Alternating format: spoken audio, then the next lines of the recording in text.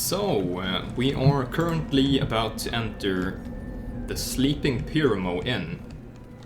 It's an establishment run by, I guess you could say, an exiled or a renegade illithid. These sticky flyers read, "Come one, come all to the Sleeping Pyramo for a night of battles." So it's an arena event, but it's also an in-character event. So it's not like some random PvP server, it's an actual gladiatorial event happening in a persistent world setting. And as I said, this inn is run by an actual illithid, and here is his Umberhawk guardian. So it's quite of a special occurrence, and it has a lot of implications and a lot of lore that's tied into the server quite heavily. It's not really possible to explain it all right here on the bat for people who aren't familiar. But suffice to say that this is an event of some significance. And I think we may have missed the first fight, it's already begun. But we're likely going to be able to see a lot more of them anyway. And of course we're going to need time to look at the loot that you can win. So these fights are actually to the death. You get to fight against a balanced opponent depending on a piece of loot that you choose to fight for. So as you can see here, there's a treasury of a bunch of custom-made items. And these are all objects that you can choose to fight for. Oh damn, there's a lot of PCs in this area.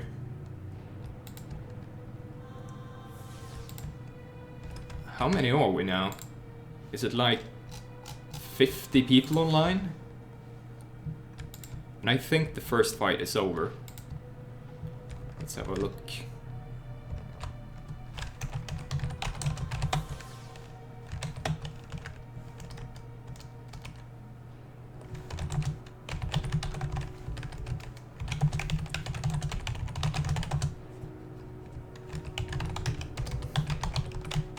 So I think Reginald McKay here actually fought in the first fight. I don't see any other reason for him to be on the floor.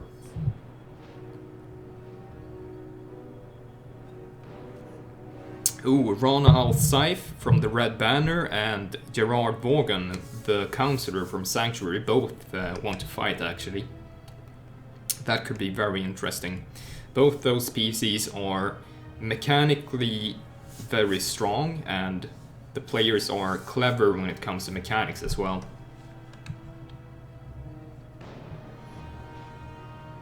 I have heard of the feud of Harlot and Feather. They shall go first.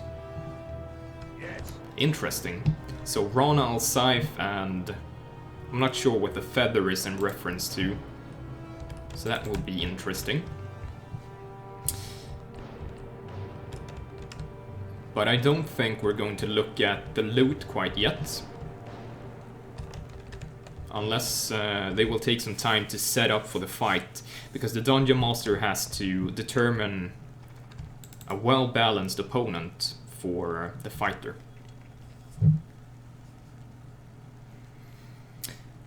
Are you planning to fight? Most likely I will not be fighting. These events are more for watching, in my case. The whole reason I'm playing this character is because I want to stream these sort of events.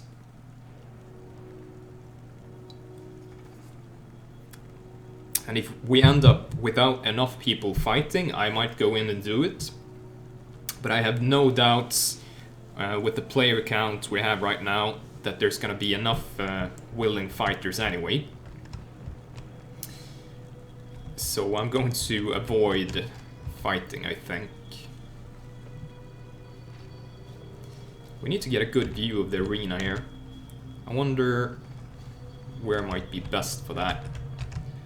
We still want to be within range of interests. Not even sure where he went. He probably teleported away somewhere.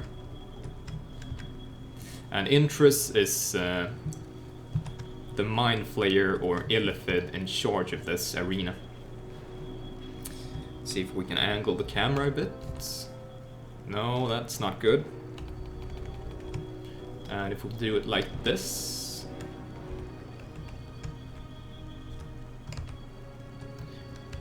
If we do it like this, we actually do get the whole arena into our scope. And then we can adjust it as we go by to compensate for anything else happening in the corners. Oh, is there already someone fighting? Yeah, we have Adonias Iskandar, and I'm guessing that Rana Al-Saif is also going to be in there.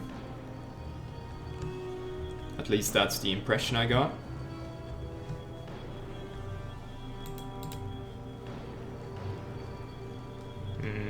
Someone accidentally dropped that, I think.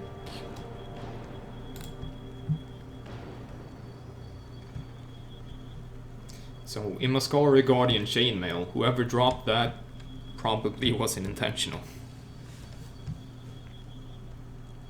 Oh, so Adonias Iskandar is fighting for a magical staff of great power.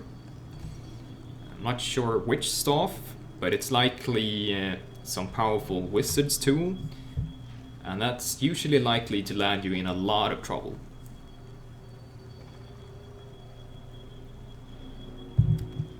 Yes, I believe Adonias Iskandar is a part of the Red Banner. The Red Banner mercenaries. And currently the Dungeon Master is arranging an enemy for him to fight. I wonder if standing over there is actually the better choice. I'm gonna have to look.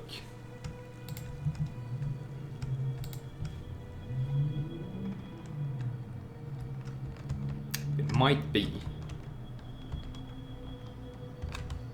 Yeah, this is clearly superior.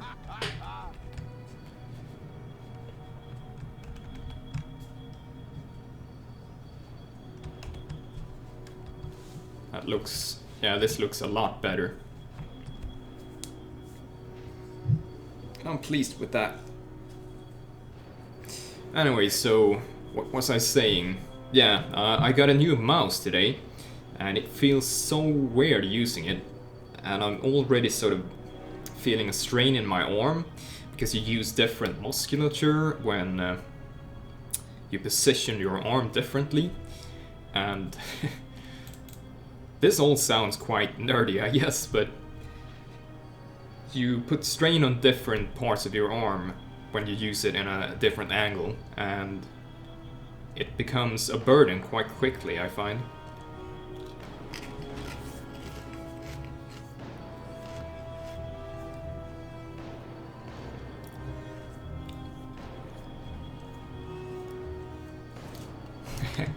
Yeah, someone brought their zombies along with them.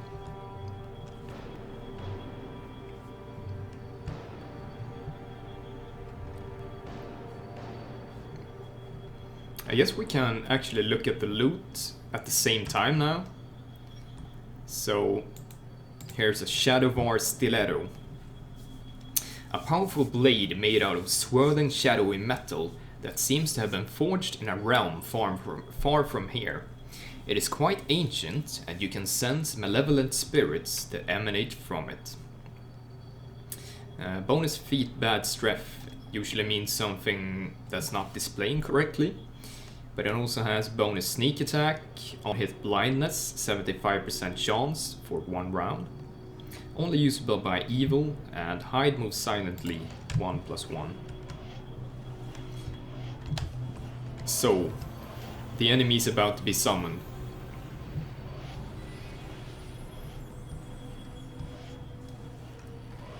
Aspect of Tempest. Ooh, nice.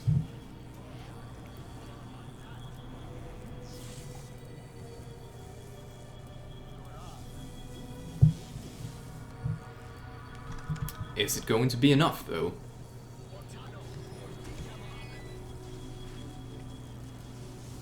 What's he trying to do? He's trying to combust the aspect of Tempest. I'm guessing, however, that the aspect of Tempest is immune towards elemental damage, or quite resistant towards it. So he should have been using pure magical damage. Maybe not. It just has high health. No, that's not the case either.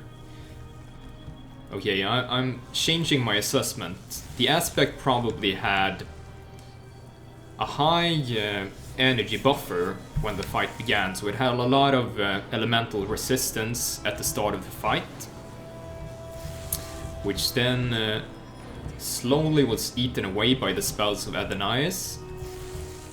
And now it's just a shooting contest to determine who's got the most spells. Ooh. That was really close. I think if Adonias had managed to get his last spell off, the aspect of Tempest would have been dead. Adonias is currently down and bleeding, and if he goes to 10 HP below 0, that means he's bled out and he dies. So it's basically a gamble right now. No, he failed. Because when you go below 0 HP, you have to roll basically on a chance of 1 to 10 to stabilize. And every roll that you fail means you gain another negative hit points until eventually you reach -10 and you die. And as I said previously, these events are full death unless specified otherwise. So Adonias is actually ended here. His story does not continue. Unless the host Intris here decides otherwise. The first corpse floats across the arena. Yeah, I'm guessing he's not gonna be lenient. Rest in peace, Adonias Iskandar, and well fought, regardless.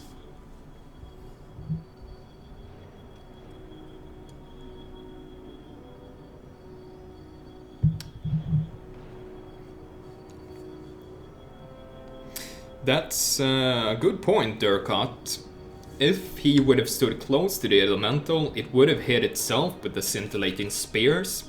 However, I'm guessing, as you say, that an aspect of Tempest that's clearly focused on electrical damage probably has a lot of resistance towards that element. Anyway, let's do some shameless self-promotion.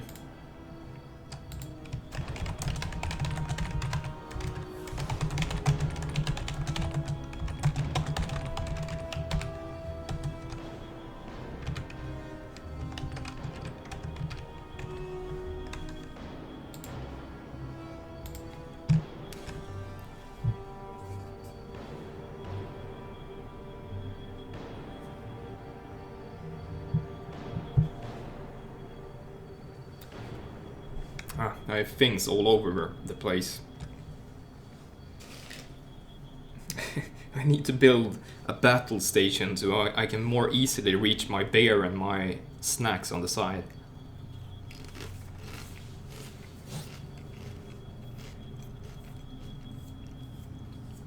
I am Gaspar Castel, the last son of Count Sinisper, the final legacy of Oldport, the Prince of Imph under my dear queen.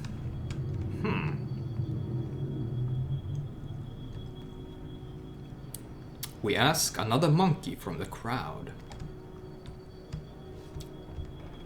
That means I should take the opportunity to go look at some loot.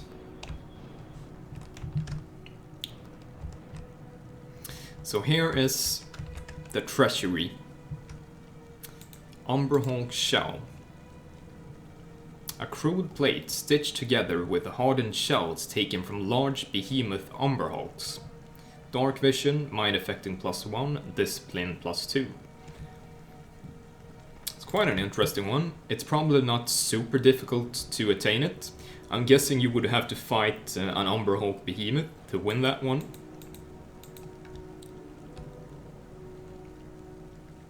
Glass eye of Tommy 10 irons. A crude glass eye with a crack through it. True seeing once per day. Tommy Ten Irons was a famous character in the first rendition of the server in Lower Sanctuary. Cuirass of Lord Hythydrn. A heavy cuirass forged from the refined brass steel and decorated with emerald leaves upon its surface. The plate has been heavily reinforced and enchanted to sustain the hardships of a long sea travel and battle.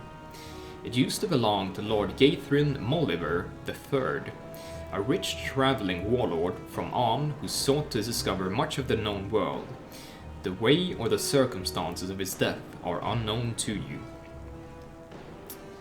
+1 dexterity, reflex, +4 tumble, protection from elements one use a day, and 40% of the weight.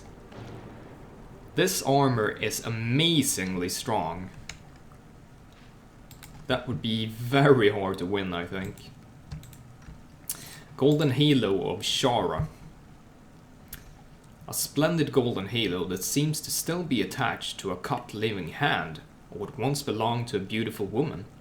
The hand still seemed to be good condition before the ring was removed from it, to be put on your own finger. It rots and decomposes quickly as soon as the ring was pulled off. So that description basically represents the regeneration part of the stats here. And it also has +1 universal saves. Very strong item. Stiletto of the Rat King. A disgusting blade covered with filth and sewage liquids. It is long and still sharp, but definitely a host of pestilent diseases. Tufts of rat fur have been attached to its handle. +1 attack bonus, that's very strong. Disease +4.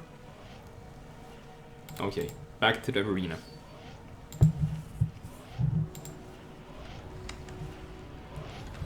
Statues, don't take my place.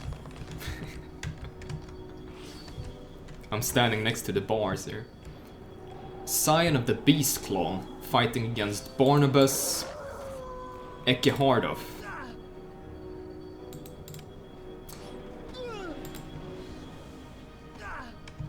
Okay, so Barnabas is trying to raise his defense, and once his defense is high enough, he's probably going to try go on the offensive. He has suffered a lot of damage already though. So provided he doesn't get lucky and score a critical hit, I think he's going to lose this hack off. Maybe not. He seems to be dealing lots of damage with his weapon, which is of course expected of a two-hander. Wait, so he's using a wand instead of potions. That's likely not the best decision.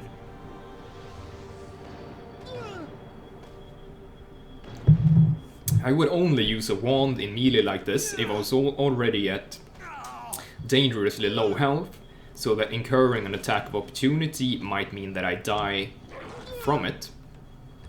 Standing next to an enemy like this, and once you're above near death, it's likely best to use potions. And now the Scion scored a critical hit, so Barnabas is in trouble. He's likely standing on the verge of death right now. The Scion's haste potion is soon about to run out, however, so if he can survive this, he might have a better chance of recuperating and turning to attack it again.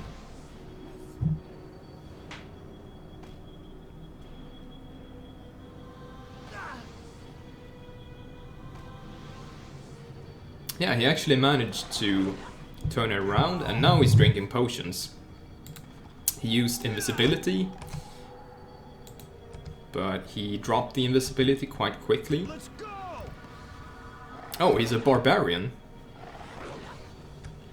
That's to be expected. That's why he can take so much punishment without dropping massively in health. The Scion of the Beastclaw is definitely not a pushover, however. And it is intelligent enough to use potions.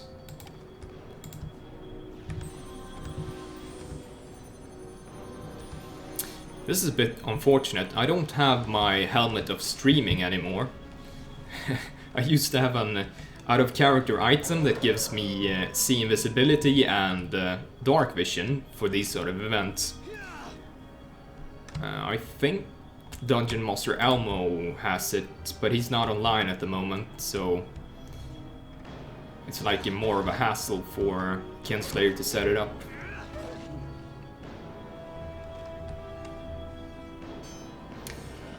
Barnabas has dropped his Ghostly Visage now, so that means he's probably taking more damage every hit from the Scion. Oh, this is getting interesting. They're likely going to keep hitting each other until one of them dies. Unless Barnabas doesn't feel like gambling. Ooh, he's close now. The Scion scored another critical hit. Running away like that probably means the Scion will drink another potion.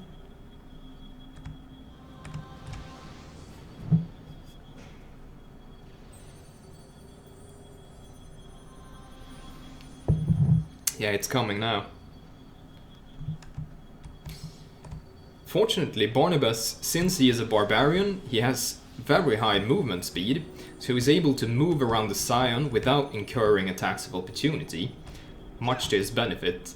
The Scion just scored 2 critical hits in a row, however. That might just be what decides this fight. Barnabas was in a really good position to beat the Scion from full health there, but then it scored 2 critical hits in a row, sending him to badly wounded pretty much instantly. He's very unfortunate here.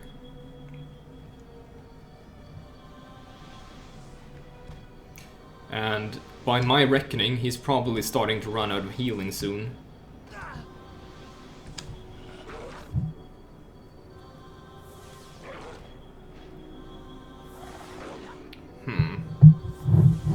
He's near full health again.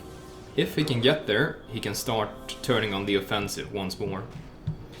Another critical hit by the Scion, and he's entered rage, so he's probably gonna try killing it now.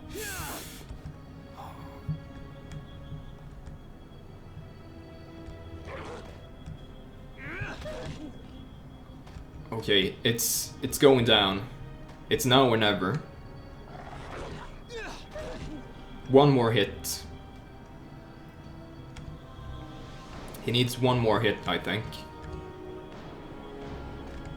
Come on. That could be his undoing.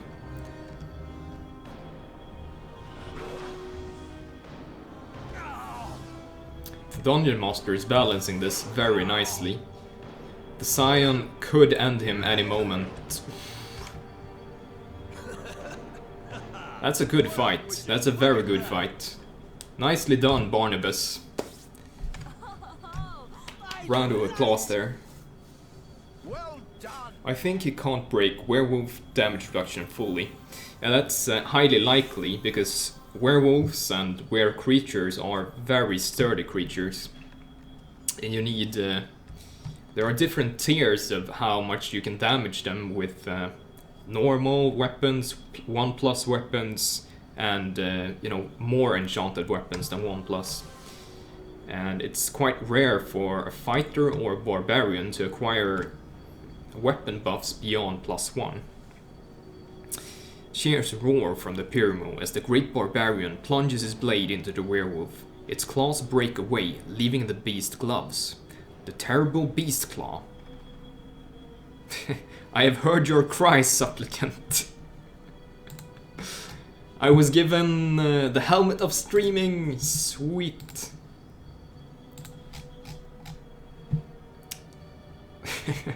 The famous pot helm of streaming. Thanks a bunch, Elmo. Cheers, my Finnish friend.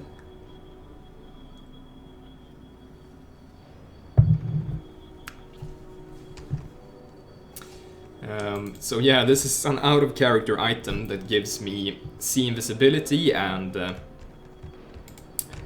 dark vision, so that I'm able to follow the fights even through magical darkness and invisibility. I don't have the supplies to just keep drinking it myself, so this helps me a great deal.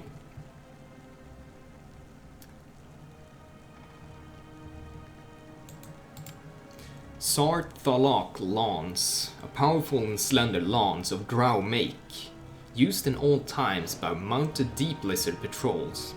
It has several runes traced upon its shaft. Sonic, 1 damage. Improved saving throws, reflex +4.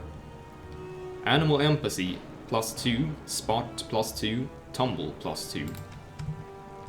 Very strong. Dark Betrayer's Scaled Shield. A spectacular shield forged from the scale of cowardly black dragon known as Mashair the Betrayer, a dragon that lived on the Isle of Imph during the time of the Empire. That relates to some quite old stuff. Armor bonus versus good, +2. Armor bonus 1+, flat. Acid damage immunity, 50%. Saving throws versus acid, +4. Discipline and concentration, +1. There's a lot of really strong items here. Tusks of the Gluttonous Cane. A large helm made out of heavy granite that is stained with food stains and sauce. It bears 2 large protruding tusks that can serve to impale one's foes in battle. Bonus feat, power attack, enchantment, constitution +1, fortitude +2, concentration, discipline +1. Girdle of the Minotaur. A horn belt fashioned from the leathern horns harvested from the various Underdark Minotaur thralls of the Dread Empire. Will +1, taunt +2, expeditious retreat 5, 4 uses per day. That's quite a nice and flavorful belt. Not super strong, but it's very cool, I think. Slime shell. Oh, something else is starting. Please don't take my spot. Look at her, she's going into my spot.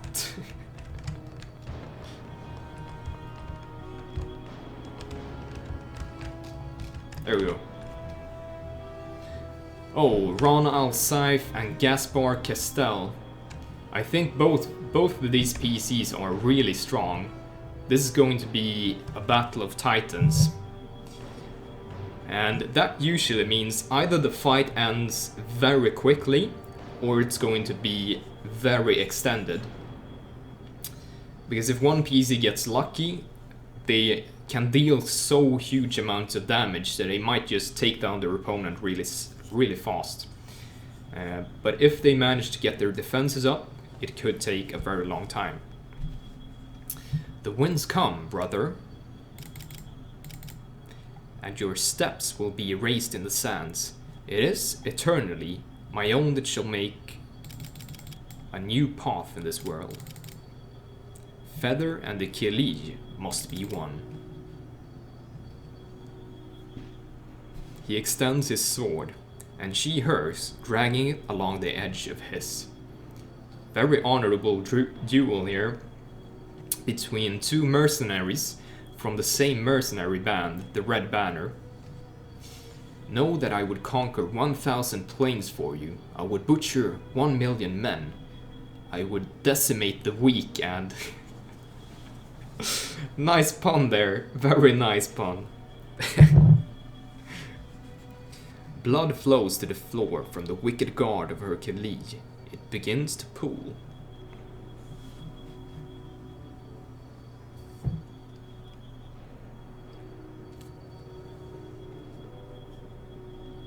I would die for you, sister.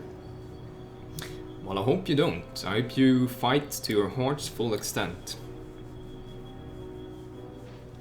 She hesitates just a moment before speaking again. And so you shall, brother. Mind your tongue, or you will die next, cretin.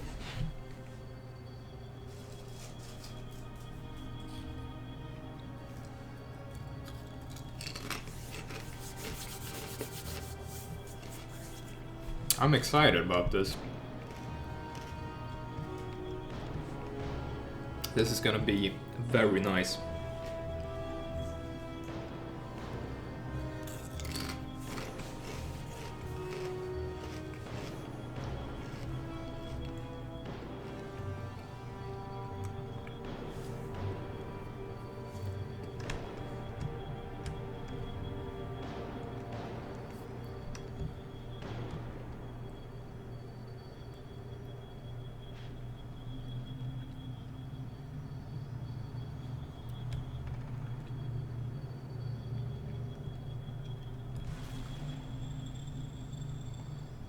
Gaspar Castel uses the feather. Okay, so Rana Al-Saif started with a mind spell, and this is what I said about strong PCs being able to end things quickly. I think Rana actually did things a bit more stylishly though. Rather than just using quick buffs and attacking Gaspar while he was mind spelled, she held back and allowed them both to start buffing up instead. So she gave up her advantage in favor of a good show. So I think she's worthy of some commendation for that. Now the real fight has started though. Since both PCs are starting to buff up heavily, and Rana tried to dispel Gaspar, and damage is starting to be dealt. This spell is going to play a vital part in this fight. So depending on what each character is able to dispel from the other, it's going to massively impact the fight.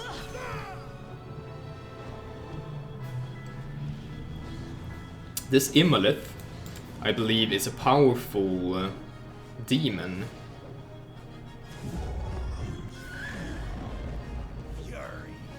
Yeah, contrary to what you might believe, because it's a fire-themed thing, I do believe Imoliths are demons. Someone contradict me if they're able to look it up on Faerun Wiki. But I don't think Imoliths are infernals. Rana just scored a critical hit. The thing here is that the Imolith is a high-level summon, and whilst Gaspar is fighting near the Imolith, he's basically given another ally that can make use of all the time he spends buffing to simultaneously attack Rana. So it's a very nice tip in his favor whilst they're fighting next to it. If Rana tries to run away, however, I believe the Imolith is also capable of powerful fire spells.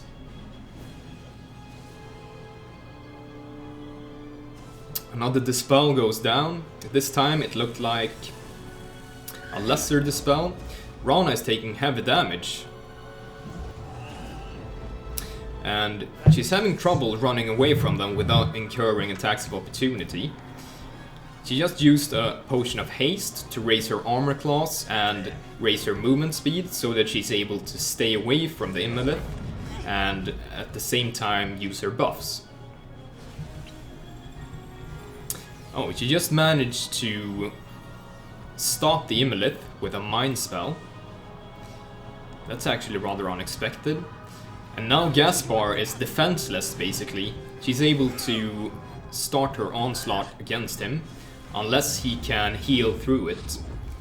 Because the Imolith came back from its subdued state, and is now starting to attack Rana. We're both taking heavy damage here. Gaspar just used a potion of displacement, so it's difficult for Rana to penetrate that defense, even if she has blind fight. And here comes the darkness, further obscuring him from her attacks. Fortunately, I have the helmet of streaming now, so I can see through the darkness. Very cool fight so far. Both PCs are making the right decisions at the right time. These players are both very mechanically skilled, and they have the supplies to use for an extended battle like this. So as I said, we passed the initial phase where either of them might go down quickly. Somewhat to, as I said, somewhat... What's the word I'm looking for? Somewhat to the credit of Rana, because she refrained from attacking Gaspar during the initial mind spell.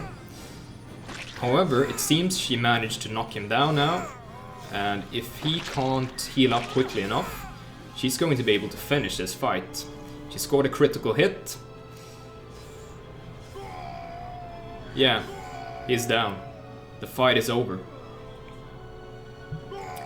That critical hit tipped it too far for Gaspar, and now she was able to just keep following him, and no matter what he did, drinking potions or trying to heal himself, would just incur an attack of opportunity, whilst Rana had such high attack bonus that she would hit virtually every attack. It's Demon 5. Nice one, Master Deck. So Imoliths are demons, like I said. I got a bit carried away on that one. But very nice fight. Kudos to both players, Gaspar, Castel and Rana Al-Saif. Very nice, very nice. I'm quite pleased that I was present for this, and I'm going to be able to preserve this in a video later.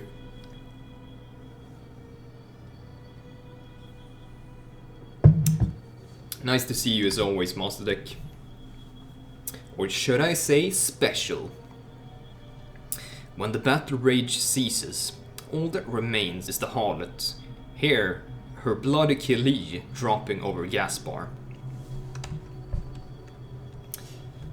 And unfortunately I'm too far away to hear their conversation. I'm guessing she's saying some fateful words to Gaspar before she lands the killing blow. Because as I said earlier, this is a permadeath event, and she will be required to kill him, or the Master of the Pit will likely do so.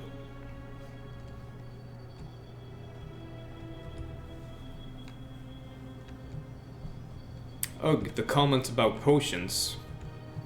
I can't see what anyone's saying about potions, but let me clarify. This is something that usually comes up in these sort of situations. People complain or question how a powerful PC might have as many potions as they have. And the simple answer for that is really they have a lot of potions because they are prepared to use those potions for cool events or significant reasons. So for instance, you saw how many potions these PCs drank. They didn't try to hold back and save those potions. They used them for theatrical effect. And if someone is willing to do that, they're likely to be rewarded for it and keep having potions to use for making more entertainment. It's really a circle of just not wasting your supplies on frivolous things, or rather not having the mindset that you have to preserve them for something in the distant future. If something cool is happening, use them. It's as simple as that, I think. But nice to see you, Koot and Koo. And Gaspar is dead. So both a very mechanically interesting fight and interesting for roleplay reasons, because these PCs had a long history together, and as I said, were part of the same mercenary outfit. At least that's how I understand it.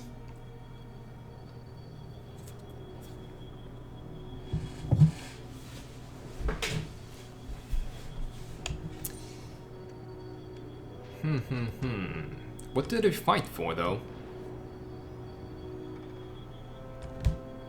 That's usually interesting to know. Is she going to be allowed to bring his things out of the arena, though? That's questionable. They fought just to fight. Oh. Well, You see, that's even more commendable, and it basically just further reinforces what I just said about using potions for theatrical effect. These PCs fought each other not for a piece of loot, but just for the sake of fighting and doing something interesting, and you saw the amount of supplies they wasted on that effort. So it's completely in line with what's expected. To maybe have the important things to their red banner. Yeah, we'll see. I'm not going to make any sideline comments on that, or any more sideline comments. The Dungeon Master that's overseeing the event, of course, has an idea what's going to happen with the body and the inventory. But the general consensus of this is that, you know, if someone falls in an event like this, their equipment is not going to end up being distributed to anyone else. It's just going to be unfair balance if someone gets everything. But as I said, the Dungeon Master in charge knows what he's doing. So, no arguments there. The halo of Shara is my desire. I wish to fight for it. So I'm gonna try looking at some loot again.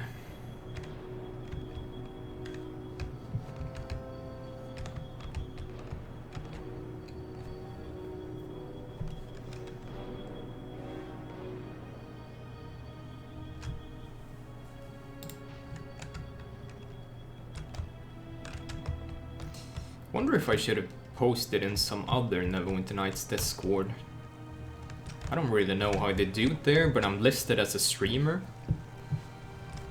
Would have been nice to get some non-EFU people in here. I guess there might be one or two. Brain-Use Shredder, a powerful scythe built of reinforced iron with small suckling tubes attached to its side in order to suck in the delicious brain fluids of whatever skull it may come to split. That's interesting. Acid, 1 damage. Mind affecting +1, saves. Ability drain, DC 18. Intelligence. Nice. Concentration +3. Ivory Mask of the Diva. The polished mask of an unknown monadic diva. It seems to bear burnt marks upon its surface, as if it had survived the hells and back. Or not. Only usable by good. Summon creature 5. 1 use a day. So it summons a monadic diva once per day. Very powerful. Anti-magic Beholder Eye. Beholder Eye. The large crystalline, globular eye of a beholder preserved in some manner of liquid. It can still be used to throw a powerful beam of anti-magic at whatever its owner would choose. Mordekainen's Disjunction, 1 use. That's basically the most powerful dispelling spell in the game, and very situational. This could be used for fighting something really powerful, I think, and dispelling its defenses. Scimitar of the Dread Crew. A sharpened saber that has been highly decorated with jewels, figures and drawings. This ornate scimitar used to be wielded by the Dread Crew, a group of renegades and bandits who prey upon the common folks of Sanctuary. Bard, level 1 and 2 spell slots. Improved saves, will +1. Keen effect, and hide and move silently +1. So a scimitar with permanent keen effect. Very, very strong. It's insanely strong, in fact. Ruby Buckler. A small circled shield covered with tiny rubies. It is quite beautiful to behold. +1 attack bonus, +4 discipline, and +2 taunt. Coif of Adamantium. A strengthened helm made of unrefined adamantium that provides more protection than most helms would regardless. It is covered with burnt marks as if it had passed through many wars and battles. Bludgeoning and slashing damage immunity 10%. Concentration and discipline +2. Magmaron Bashguard. A heavy shield made out of granite that has the symbol of a mole entwined with a powerful stone drake surrounding it. It seems to provide protection against bludgeoning weapons, as well as can extend to protect its wielder against most physical blows for a short period of time. Immunity bonus bludgeoning 25%. Stone skin 2 charges per use, 4 charges in total. Concentration and discipline +3. And what's this one then? Orug Kuras. A hardened plate forged from both black steel and adamantium and still smelling of volcanic ash. It was forged by Orugs and their camps built on the edges of lava streams. Fire 10% immunity bonus. Fortitude +1. Taunt +1. Also very strong. Not super strong like some of the other items here, but definitely very strong. Bonebreaker. A large weighted mace made out of stone and steel fused together that is incredibly heavy and hard to wield, but provide increased strength to each hit made with it. Damage bonus versus undead, 2d6 damage bludgeoning. Damage bonus bludgeoning, 1d4 damage. Fortitude +1. Discipline +4. Very strong. Warvisor of the Rose. Keen Scimitar, holy fuck. I fought for it and almost won last Pyramo. Oh, didn't know that. But yeah, Keen Scimitar, that's pretty amazing. A majestic helm made out of rose steel and decorated with flowery symbols over its surface that make it seem more like a parading helm than an instrument of war. Regardless, several enchantments have been traced upon the surface of the helm, granting its wearer a great array of power to aid in battle. Armor bonus +2. Damage immunity cold and fire 5%. Reflex +1. Concentration, discipline, taunt and tumble +1. Mage armor, unlimited usage per day. Very, very strong. I'm not even sure what I'm supposed to say more than that. It's insanely strong for some characters, in fact. Oh, Gerrard Vaughan is fighting, in fact. Gerrard Vaughan is a powerful character, high-profile character, that's strong mechanically as well. He is a counselor of Sanctuary, which is the main hub of the server. And the main hub is, in some senses, ruled by a council of different high-ranking PCs or NPCs. So PCs can actually attain the rank of a counselor, which Gerrard here has done. So also a very interesting fight, I think.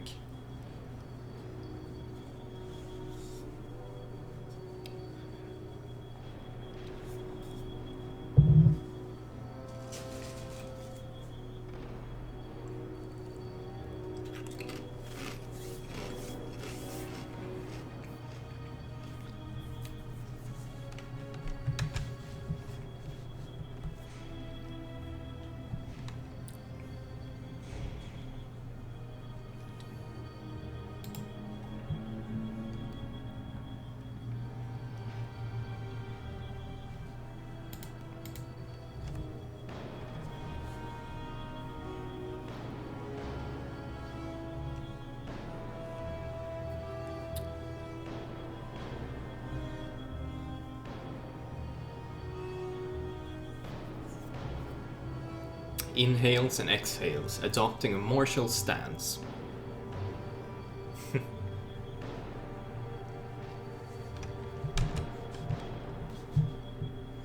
Let's check something on the side, in fact.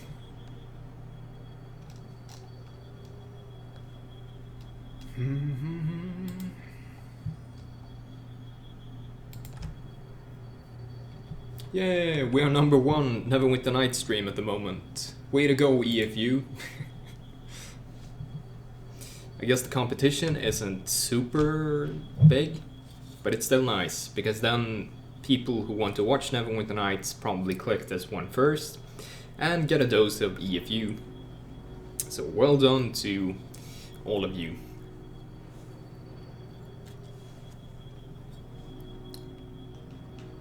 I went in to check the EFU package on the workshop on Steam the other day, and I think we have, well, when I looked at it, we had 910 subscribers to the workshop Steam package, and that just seems crazy to me, because we don't have 910 players. So I wonder if people are subscribing with multiple accounts, or just downloading it to support, or whatever. But that's a massive number.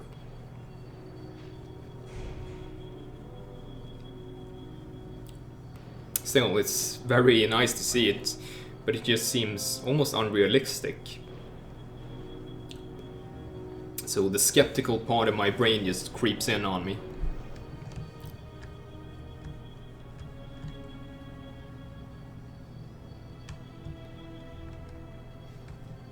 So I think Rage got summoned something by mistake. Didn't really see what happened. Let's see what PCs are present. We have Idris Kadir. We have Uri. We have Burnoth Grudgestone. We have Barnabas Ekkehardof, who just won the gauntlets of Beastclaw, I think. We have Belsant Payne, Ivan Livingstock, Beryl Gloomcloak, Interest, of course, the illithid in charge of this establishment, a slender, tall, and eccentric mind flayer. His tentacles writhe as he regards his customer with cold hunger.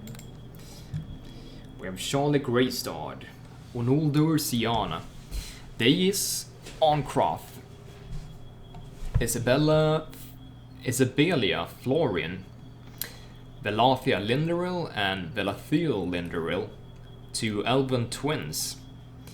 We have Claire Chambers. We have Feno Petris. We have statues, the Scrapper and Counselor. We have Boris Tokkora, Alderic Cater, or Cainter, Cherie Planecrest, Fergus Vorgant, Corlane Baroncrown, that's my own character here, Ashlyn Desmarais, Derek Leonson, Ulysse Fetter, Reginald McKay, Barsavi Brotoliani, Aaron Lightchaser, Incredibilis, Gladiator of the Golden Citadel. Very cool.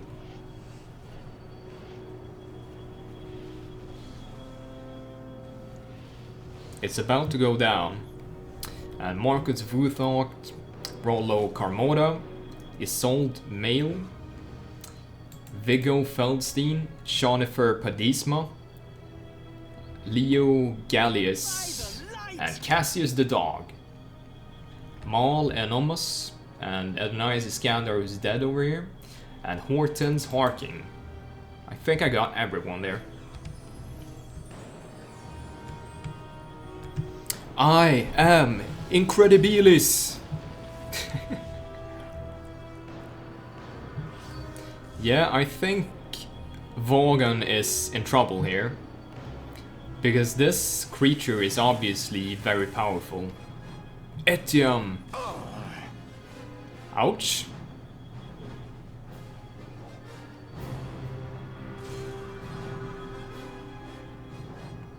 Is this creature using A scimitar, or is it a short sword?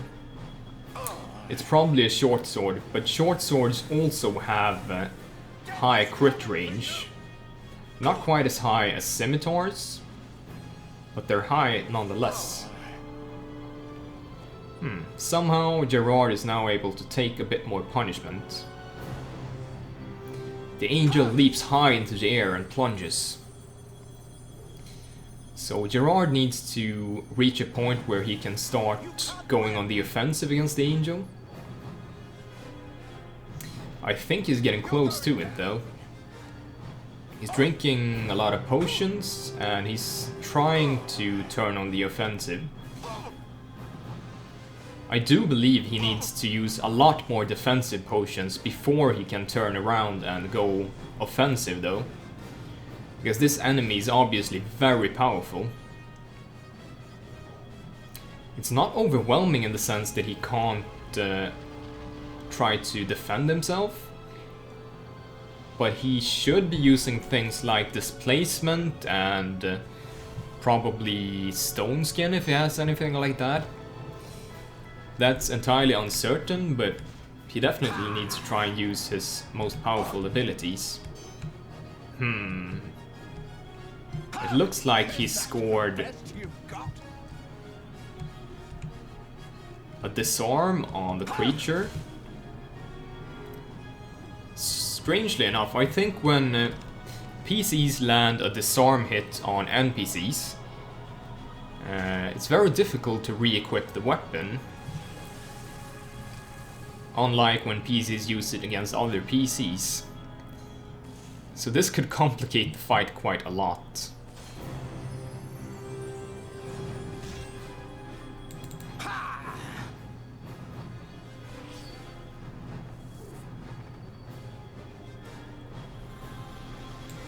Potion of heal, that's nice. Gerrard is definitely trying to go on the offensive now though, since he cut down the damage of Incredibilis quite a lot by managing to disarm it.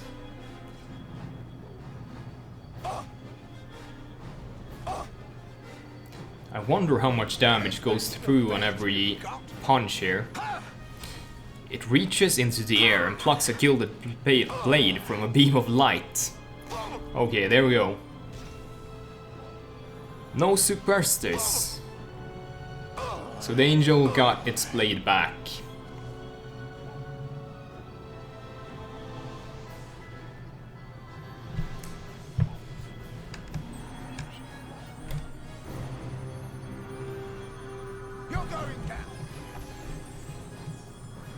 Gerrard is going on the offensive now though.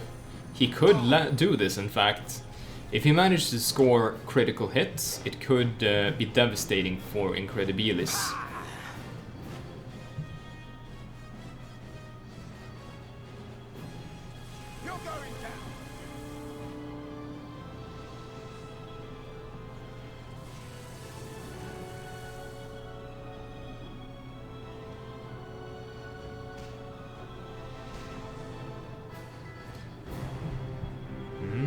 Looking good, looking good.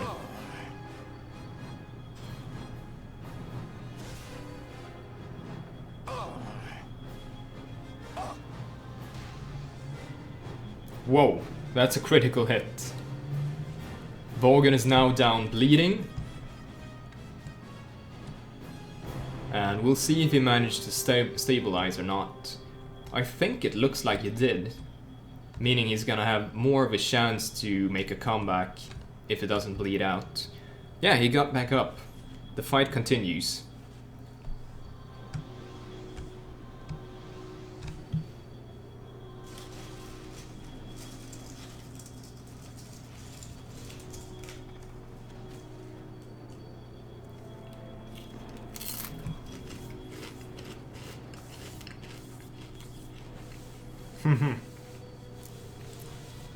Events, good old way to kill counselors.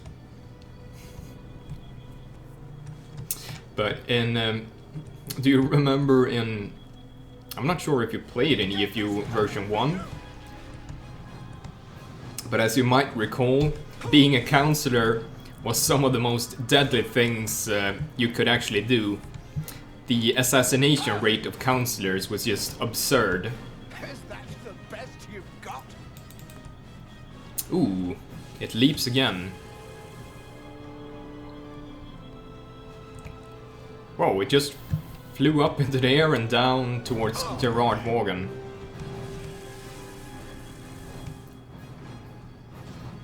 Etiam. Gerrard has to go on the defensive again. Ooh, it's close now. Every time it scores a critical hit, he's in trouble. And it flies up again and lands outside of the darkness.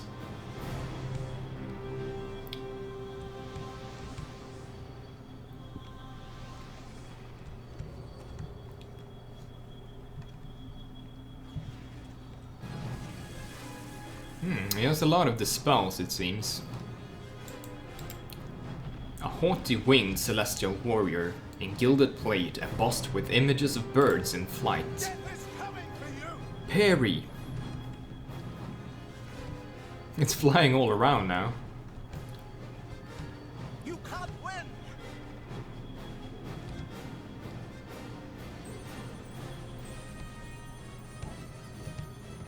I have quite good vision from this spot though. I can see pretty much the whole arena, which is very nice. The Angel scored critical hits on Gerrard again, so now he's in trouble.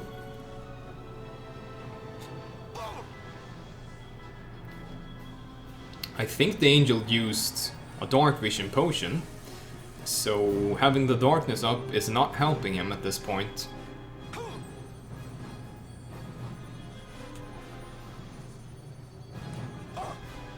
He's just wasting around on putting up the darkness. Still very much anyone's fight though.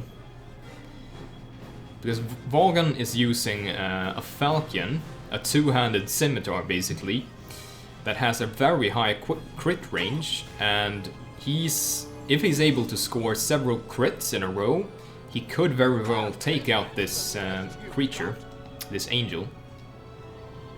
Because as you saw here, he scored a critical hit and instantly put it to injured. So it's definitely not impossible. The angel just used a potion of speed, so Vaughan is going to have to protect himself somehow. If he just stands and takes this punishment, he's gonna die.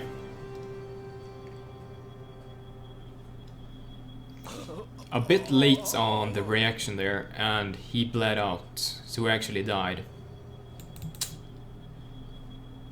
That's actually unfortunate for both for Gerrard Vaughan and for the server as a whole, because it was a rather interesting character in fact. But I think it's unfortunate that he chose to fight for an item that's insanely strong, and the enemy that protects the item will also have to match that strength. So a bit unfortunate, but still very nice fight. Well done by the player of Gerrard Vaughan, and well done for the career of the PC. I quite enjoyed watching from all sides of the PC, so to speak. Gerrard spamming the disarm. You gotta do something.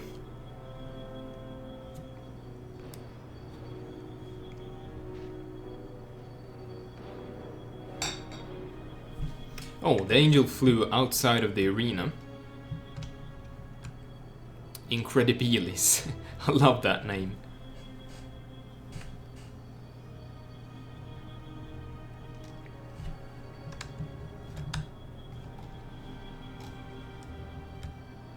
The arrogant celestial soars over the gates, carrying the crumpled form of its fallen foe.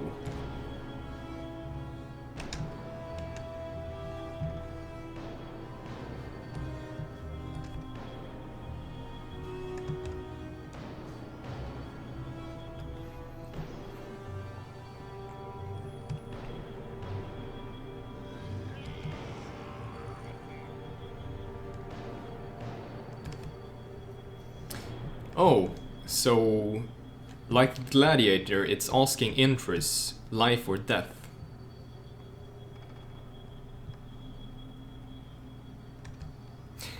So it's asking the audience life or death.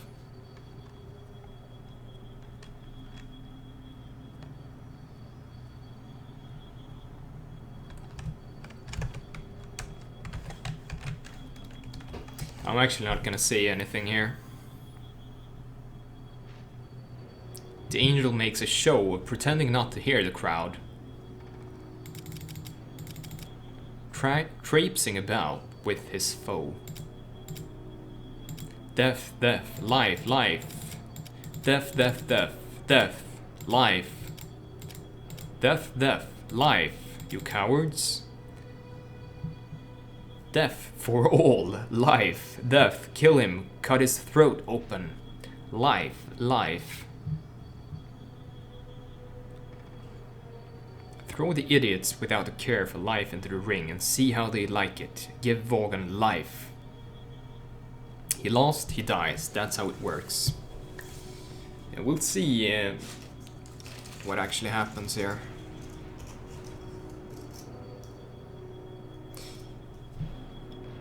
It throws him to the ground and spits a single wad of gilded glowing phlegm upon him.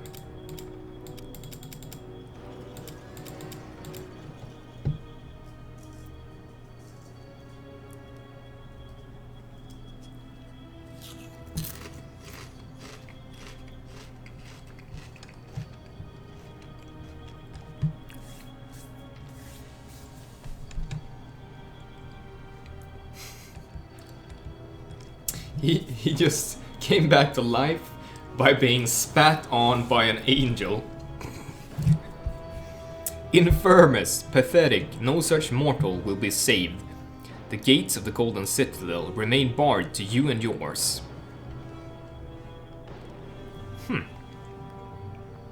Become better.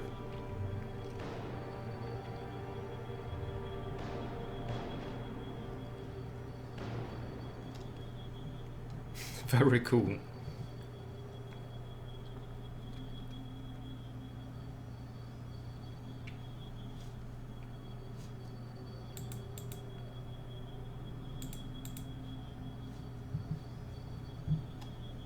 And it flies away. Goodbye, angel.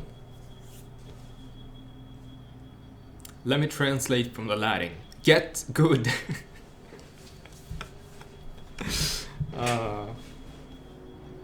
Yeah, they seem to be throwing a lot of Latin at each other during the fight. And I don't actually know Latin, so I can't speak to what they said. Nice of you to do so, though, Coot and Cool.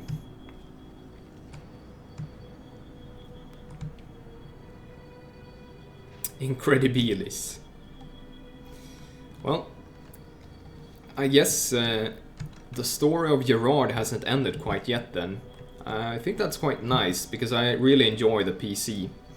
Let's see if I can squeeze my way out from this crowd and go look at the loot again. Completely disregarding the fate of Vaughan. I should be able to get through here. Yeah, there we go. You gotta know your Neverwinter Night's tricks to squeeze through tight areas.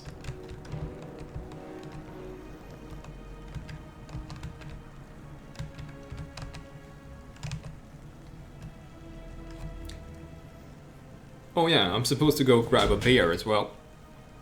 What's up, Braventooth? Ho ho ho.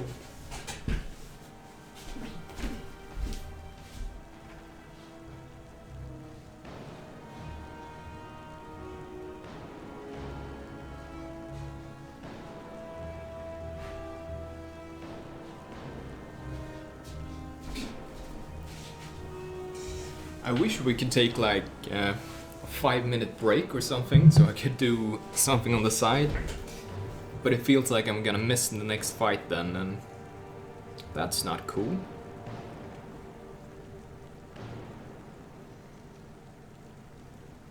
So, what do we have here? Sylvan Visage. An emerald-colored helm covered with the rosy bushes of bramblethorn plants and decorated with elven runes upon its surface. +1 deflection modifier, reflex +1, animal empathy, concentration and hide +2, ultravision once per day. Not at all overpowered. This is a very reasonable object. Probably not super deadly to fight for it. Myconid stalk. A long spongy mushroom stalk that seems to release a variety of toxic spores when hit. Acid 1 damage, damage penalty -3. Improved saving throws, poison +4, on hit, stinking cloud. That's very interesting. Grey Wolf boots. A set of boots crafted from the fur of the Grey Wolves of Inf. They are warm and comfy when worn and provide adequate protection and stealth to any who would use them. +1 dodge modifier versus animals. Fear +3. Reflex +1. Move silently +4. That's a massive number. So not bad at all.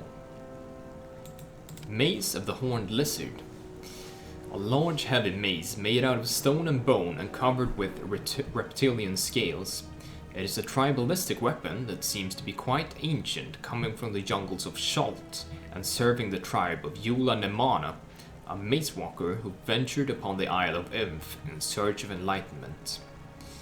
Sonic 1 damage. Damage reduction +1 soak 5 damage. Very strong. Hide +1, move silently +1, lore +4. Summon creature 5, 2 charges per use. That's a very strong item. Thrall chains. A heavy chain with a lock. It is heavy and reminds you of a slave chain, yet several glyphs have been traced upon its surface. Immunity towards physical damage 5%. Decreased dodge modifier -1. Concentration and discipline +1. Hold person 1 use a day. For everyone's knowledge, I can inform you that I absolutely hate the hold person spell. It's probably the one thing that's ended the most of my characters on EFU. I just hate it. I hate it so much. A lengthy blade made out of adamantium with large sapphires encrusted upon its surface. It seems to be of Svirfneblin make and quite ancient in its origin. Cold 1d4 damage. Damage penalty -2 physical. Improved saving throws, reflex +2. Hide, move silently +1. Invisibility 1 use per day. Sapphire blade. I like this item. It's very nice, I think. Damage-wise though, this is a very nice balance of adding elemental damage to a weapon. We will deal with this thing. He looks to salvation. Perhaps it will clean up its putrid stench that is disturbing the guests. You might want to come for my next quest then. The Citadel of Held Men. Screw you, Helmo. But yeah, during Escape from Underdark Archipelago, no, this was even during Escape from Underdark Mistlocky, there was actually an entire plot line related to a character of mine and Hold Person. The dungeon masters would assault a PC of mine with there was a common very low level spawn at the time called sand spiders, tiny spiders that scuttled around on beaches, and out of nowhere there appeared a sand spider arcanist that was apparently capable of casting Hold Person on me, and that just kept trolling me over the years and casting Hold Person on me in the most opportune moments ever.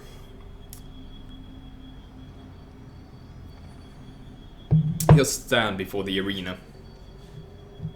Looks familiar. The Sapphire Blade. Yeah, it's probably something related to the Svirfneblin, obviously. Maybe even seen by others in the Sapphire Company once we had the Svirfneblin plotline. So it seems like a recurring item over the course of EFU. Definitely not surprised if it is.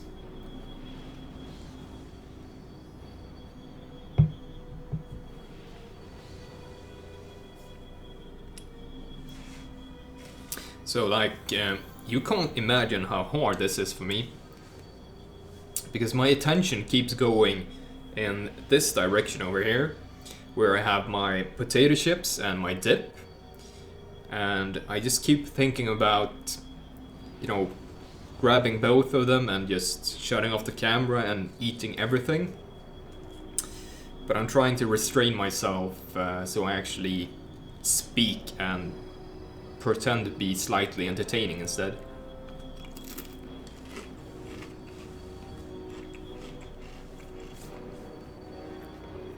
Because you know how some people can like...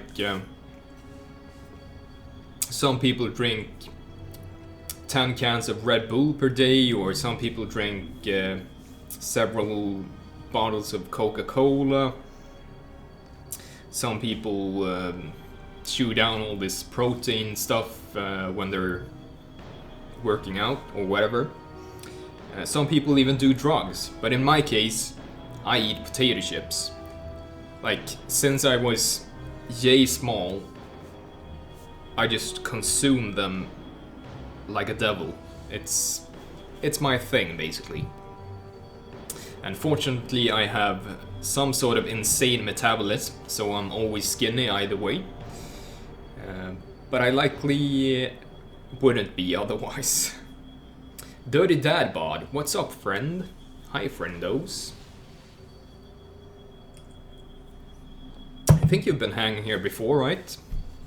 I recognize your username at least. So welcome to an arena event on the EFU Persistent World server. This is not just a random PvP event where people are fighting for no reason. This is actually a part of the plotline, and it's very much in character. What's up, Dmitry Myatlev? Once again calling me scum. I think we share a common denominator in you know, a real life thing, so he takes the liberty of insulting me whenever he can. And I'm not sure I'm okay with that. But I guess I have to endure. Santelmo, I want chips now. Yeah, yesterday when I was streaming, all I could think about was, why don't I have any potato chips? This is horrible. It's weekend and I don't have any chips. I gotta get some. What's up, Nest One? I'm sure you are not scum, Cancer. Well, I'm slightly scum. Endure and grow stronger. I am... maybe I'm not scum, but I'm lower scum at least. So partially right there. I just forgot the lower part. Hi friends, yeah, it's VP or Rana Al-Saif currently. Ah, cool VP, very nice fight. Obviously since you were fighting it, you didn't see yourself, but I'm gonna put this video probably up on YouTube, and it's obviously gonna be in my archive on Twitch. So you're gonna be able to check out your own fight. It was very interesting since it took turns in both directions back and forth. And as I said whilst you were fighting, kudos to you for not taking the sheep road and just using an AB buff and haste and attacking Gaspar when you managed to mind spell him at the start. That would have been really boring, I think. So nice of you to hold back there. Very nice fight. This green zombies have regenerations, but sad part, it can't be dispelled. Elm love comes in waves of kindness and misery, mostly misery. Moistly misery. Awesome, he almost got me a few times. Nah, I had fears to use, but that is boring. Indeed. Some people were talking earlier about... usually the question comes up how someone can have so many potions. And I was trying to explain that it's because players are willing to use them for theatrical purpose that they get potions. So in this instance, you both used a lot of potions as supplies for no other reason than theatrical value, and you both made certain sacrifices to ensure that the fight was interesting, which I very much applaud. It was very interesting to watch, and I think everyone in the crowd enjoyed it. So, that's the gist of it. VP, good duel. What's up, Pale Satan? Oh, I think I recognize that from a player name, but it's something else on the server. I'm guessing you are from EFU though, because the Satan part I've seen in a player name. Nice to see you regardless. VP scumbag. The time of insults has arrived.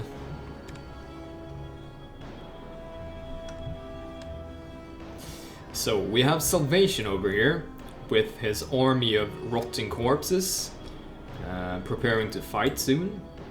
Salvation happens to be, if it were human, the first thing you might notice about this creature is that its life and androgynous features are sharp and angular, as if it had been carved by a skilled hand.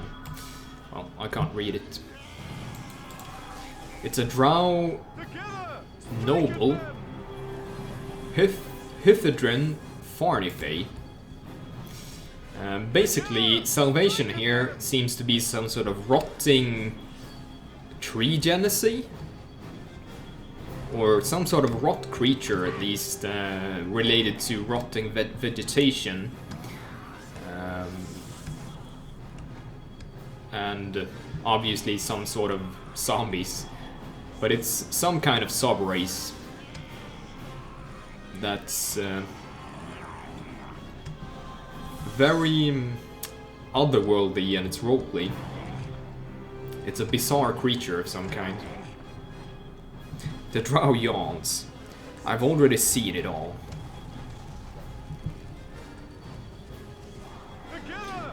Oh, that's not good for the zombies.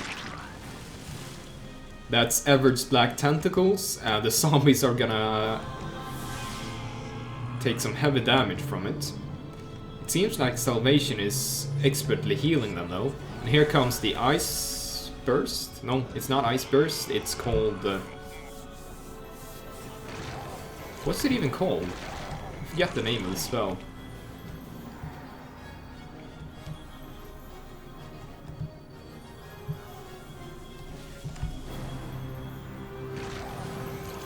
It's not Blizzard either. I mean, it's comparable to Blizzard. Ice Storm, that's it. Ice Storm. Should know this one. Of course I know the mechanics of the spell, but... anyway, the drow managed to take out a lot of the zombies. I'm guessing it's no real trouble for a wizard of this magnitude to just kill as many zombies as possible. I don't think Salvation has much to offer other than the zombies and the means to heal the zombies, or use his negative energy spells to damage an opponent. However... oh, there comes another acid spell. The drow currently has minor globe of invulnerability up, however, rendering him immune towards level 3 spells or lower. So Salvation is definitely having a hard time here. The drow sits down in disrespect. Let's see if Salvation can even possibly win this.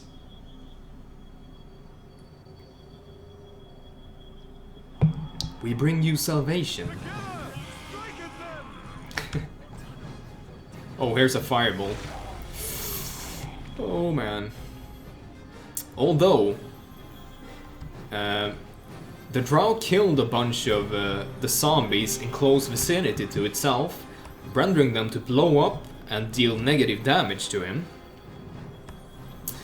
If Salvation can kill his own zombies while they are in close proximity to the drow, I think that might be enough to kill it. Because as I said, these zombies are essentially bombs that when they die, they cause a burst of negative energy. So we could use that against the drow.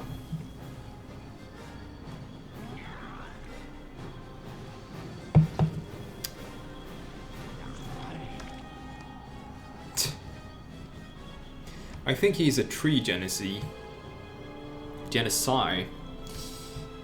We had a whole debate about how to pronounce Genesi or Genocide last time.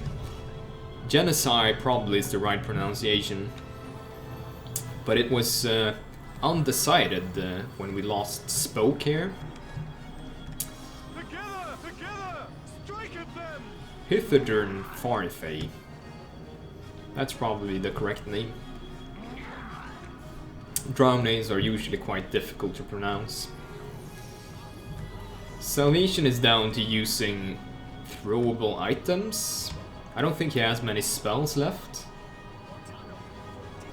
He still has decent defenses up. He managed to Tanglefoot the drow, so if the zombies can get close to him now...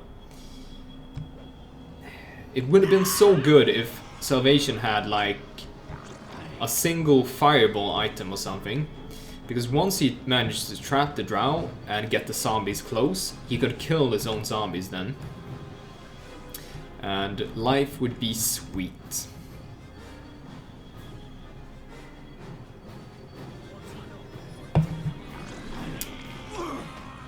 Yenna C is right, and it was confirmed by an FR authority. Whee! Next one. I believe in you, spooky plant man. Kutenku is my man. He just needs to stop thumbs downing my messages in Discord. I don't know who you are on the server, Nest One. Is it Nesgul? Because I think I recently saw Nesgul return as a player. Oh! Salvation also used Phantasmal Killer on Pharnifae. This is actually more interesting than I thought. They're managing to prolong the fight for quite some time. Oof. Die, won't you?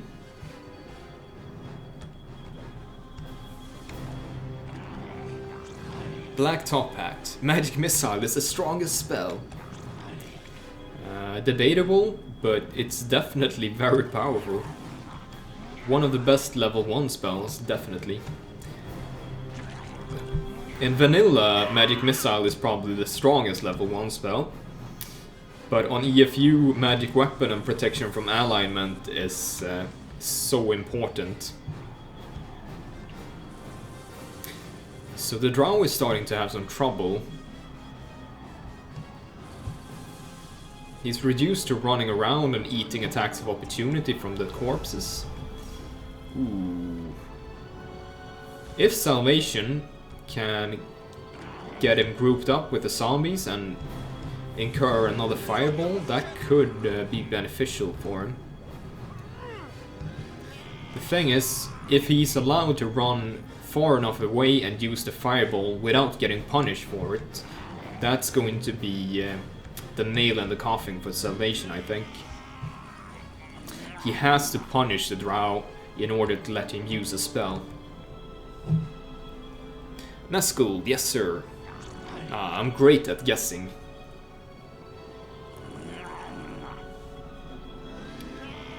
Maybe I just went by the fact that your name on Twitch starts with Ness as well.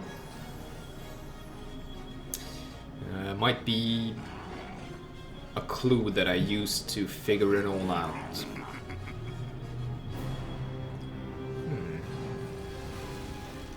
Oh, the drow started using scrolls now.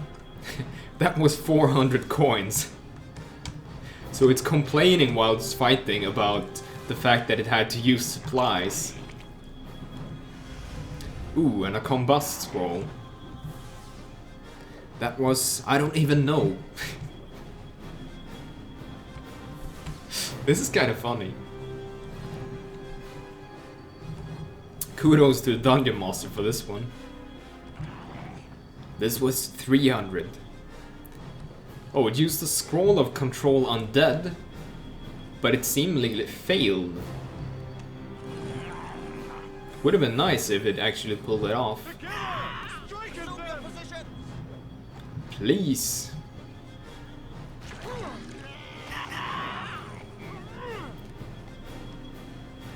He's using another scroll. Enervation. Seems like it failed though.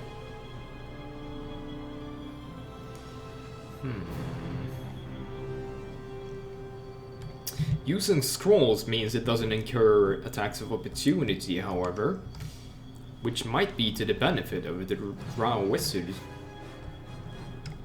Eversplat tentacles again. Ah, that's interesting. The entangled effect was actually delayed for a short time, allowing Salvation to escape the area of effect, even while he still got hit by the entanglement. And for anyone that's not native to EFU, the average black tentacle spell has been altered quite greatly on EFU. The damage is different, it targets small creatures as opposed to vanilla, and it has a chance of entangling people rather than paralyzing them. Because it was just such a stupidly overpowered spell. Like, among the level 4 spell choices, Average Black Tentacles was... It was just so mechanically powerful that it rendered flavor almost too weak to even consider. So you would see all these wizards using Average Black Tentacles all the time. Because it was just twice as powerful as every other spell, basically. And that was really terrible. That was a lot of damage. Cone of Cold, maybe. Extra damage because he's a plant. Yeah, he definitely used Cone of Cold scroll, and Salvation took a lot of damage from it. I really like Cone of Cold as a spell used in different situations. We were talking about this earlier today, actually, about the different ogre quests that have existed over the course of EFU. And in EFU version 1, there was a quest involving ogres and ogre mages. And the ogre mages would go invisible and target you with cones of cold from, cover under invisibility. And if you were not careful, that could be super deadly. It's just a really nice spell with a high burst damage that also has to be aimed carefully to make the most of it, so I quite like it. The drow keeps talking about his money. The puny mage slaps around with the ornate stave. Die, won't you? I have wasted 2,000 coins on this one. So Salvation is starting to buff up to fight this one in melee now.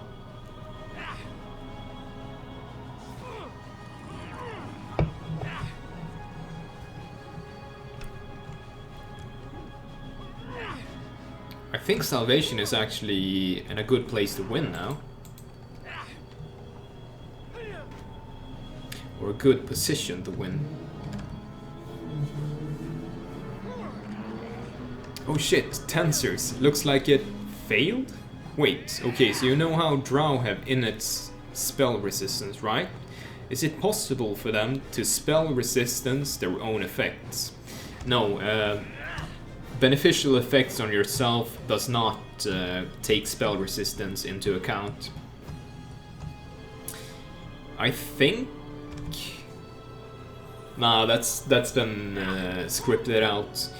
I started thinking about like area of effect, beneficial effects casted by someone else than the drow, maybe factors in spell resistance, but no, it's still the beneficial spell, so it's not blocked by spell resistance.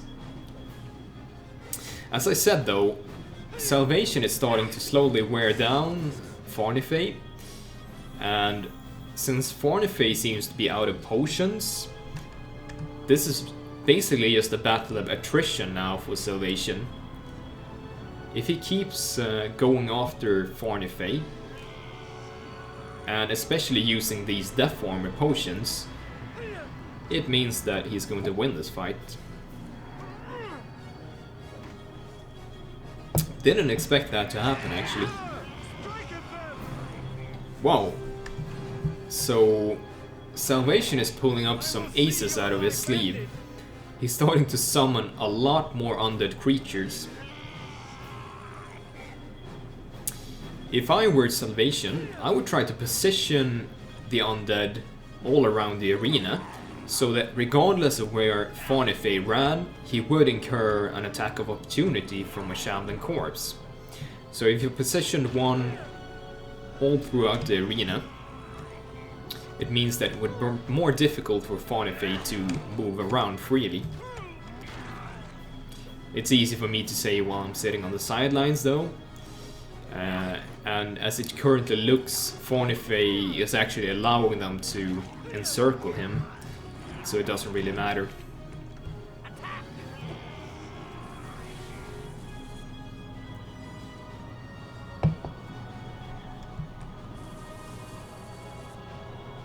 I wonder how much damage those spells are doing.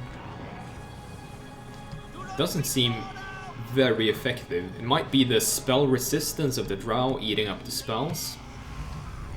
Wow. There comes another fireball. Okay, if he manages to kill some zombies, yeah, that's exactly what I was expecting. So he manages to kill some zombies, but at the same time the zombies damages the drow right back. So the next time, if Salvation manages to fight him in melee and the zombies get to encircle him as well, if I was Salvation, I would target my own zombie with a melee attack and strike it down so that it would deal negative damage to Pharnifae.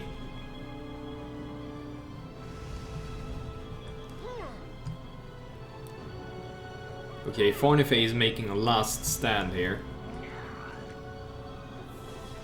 Kill one of the zombies. Do it. Kill them now.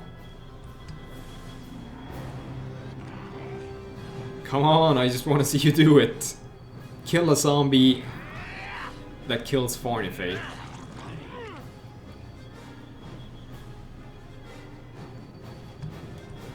Okay, there we go. Wasn't quite enough to end him. This might be. Whew. Salvation almost went down. And the final one. One more fireball. Let's see if it works.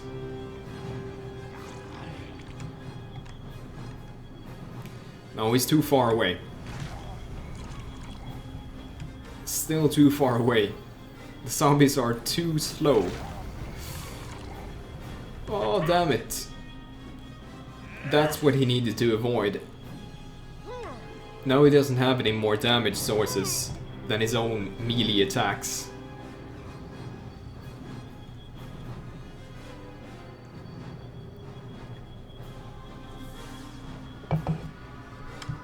This fight just ended up with two wizards fighting each other in melee with their staves.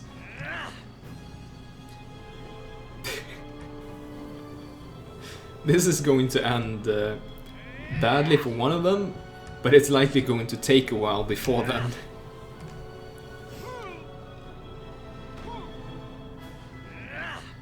Tensor's has maybe been changed. Not sure it has actually. I think surrounding with the corpses is the better bet. I love the uber buffed zombie explosions. Heal potion. I hate heal potions. The drow is offended. You summon a rockworm against me? This is insulting.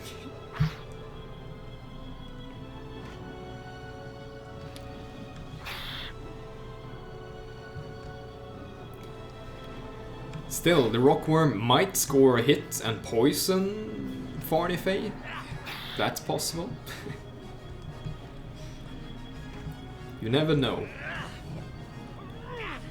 Ooh, Salvation scored a crit. But so did Pharnifae.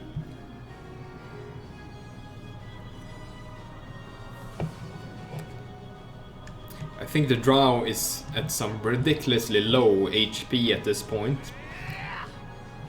And this is the magical moment where, when Kansa is playing some epic event, I get the enemy to below 10 HP and then I die.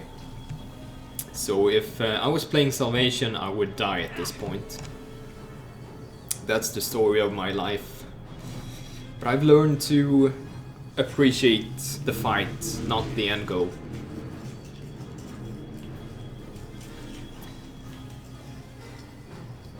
I think the most well-known example is when I was fighting some major dragon, and we were like 10 people who went there to fight the dragon, and I was the last one standing and fought the dragon for like 10 minutes on my own. Finally ended up dying, and the dragon had below 10 HP left, so basically one hit. It's just so typical.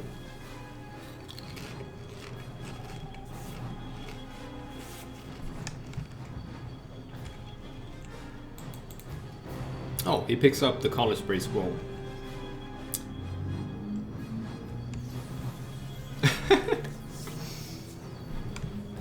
Is that the scroll that's going to decide the fight? That would be ridiculous. Oh no, it ran out quite quickly.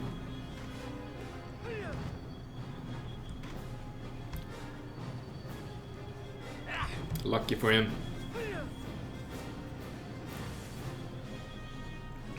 That is hilariously sad. No, please don't get killed by an errant color spray scroll. If it was random white guy using the color spray, it definitely would have worked. He's the resident king of color spray. I'm a bit sad that Equinox is not here to watch the stream, because he definitely would have taken offense at that taunt. Or Graken. I don't actually know anything about Graken's color spray antics. I just know random white guy managed to use it in a PvP once against a vastly more powerful opponent, and it won him the fight. And as I said, the fight was against Equinox, and everyone just kept teasing Equinox about it for like a year, and we're still doing it. So Salvation is now at full health. Salvation has also used... he managed to win. And the special perk, the special sorcerer perk that Salvation has, allows him to, when he kills a humanoid creature, it spawns a zombie made from that creature's corpse. So this rotting corpse is the reincarnation of the drow, or the animation of the drow. Quite an interesting fight. I did not predict it would be that interesting, because spellcasters usually either win very quickly or fail very, very quickly. But this one dragged on a bit longer, and there were some interesting quips by the drow and nice commentary. Nice commentary. That seems like I'm patting myself on the back. Farewell, Now then. Oh, there's a mechanid next to me. Spoffishton. This is a mechanid played by a player, so it's a PC mechanid as a sub-race.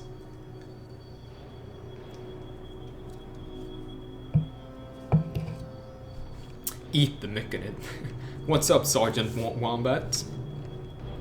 It's so cute. Is Equinox around these days? Nah, I haven't seen him for ages. I haven't seen Divine Intervention for a long time either. As you remember, there were 3 brothers. Equinox, Divine Intervention, and I think it's Egon the Balladeer. Those 3 people were brothers, and I haven't seen neither of them for a long time. All of them quite cool people, and I consider them my online friends. Color spray is broken as fuck though. Its effect gets more debilitating the higher level the target. You say bug, I say feature. Congratulations to Salvation's player on getting a wizard staff. Yeah, definitely congratulations to Salvation for a well done fight. Much more impressive than I thought it would be. So, kudos and well done. Don't eat me, I will eat you.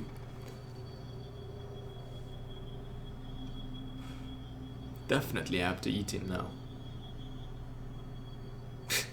Ek used to get really agitated when you called him a shav. Isn't shav the word for English or British white trash though?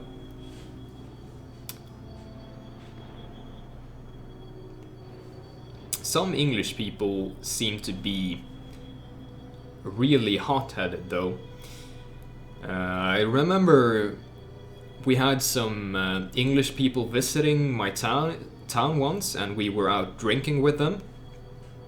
And another of my friends started using, you know, a made-up British accent, and he started talking, you know, in random English words in a British accent. And in the middle of it, he said something like, "Oh, you bloody wankers," something about bloody wankers. And these English people that were visiting, one of them just instantly, when he said the word wanker, he just snapped and instantly headbutted him in the face. And it just went from a party with people laughing and having fun together to random headbutt in the face and blood everywhere. And it just seemed so bizarre. I just didn't even know what happened. Because it was obviously a joke, and I don't even know where it came from. Yeah, it escalated quickly. That's the word to use. So yeah, some English people definitely seem to be shavs. I would definitely call that person a shav.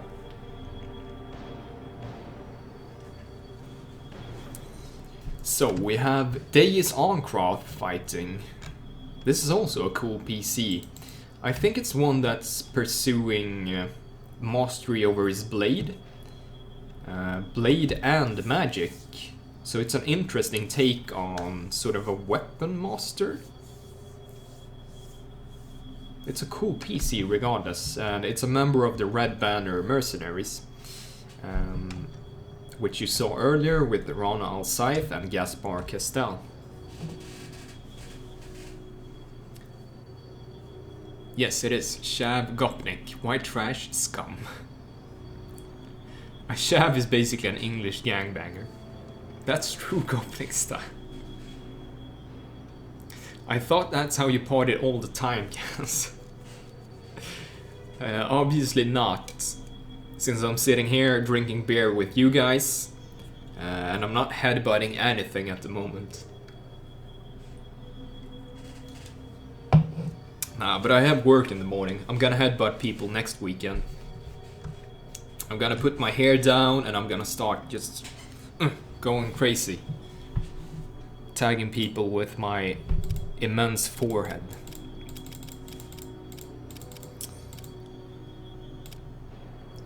So I'm not following exactly what's happening here. I'm talking a bunch of trash instead. But as I said, Daeis Ancrath is about to fight. This is usually what happens after I've been streaming arena events for a few hours. I lose focus, and instead of commenting the fights, I just start talking mad amounts of unrelated whatever things. What heights can one... Oh, I think he meant to say reach. What heights can one reach with a sword? Nobody can truly know the answer to this question. But this arena is but a stepping stone on my path. Perhaps I will continue to climb. Perhaps today I trip and fall into the depths, never to walk this path further. That's nice. Fighting on one of these arenas as a step for blade mastery is actually quite sensible, I think. Testing yourself against a powerful opponent in a duel like this.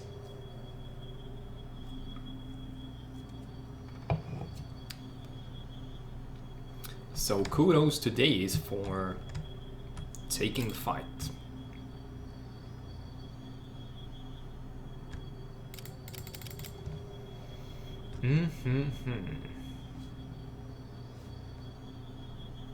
Kind of want to stand over here with Roginald now, but this is where I get the best view of the arena, so I'll remain here.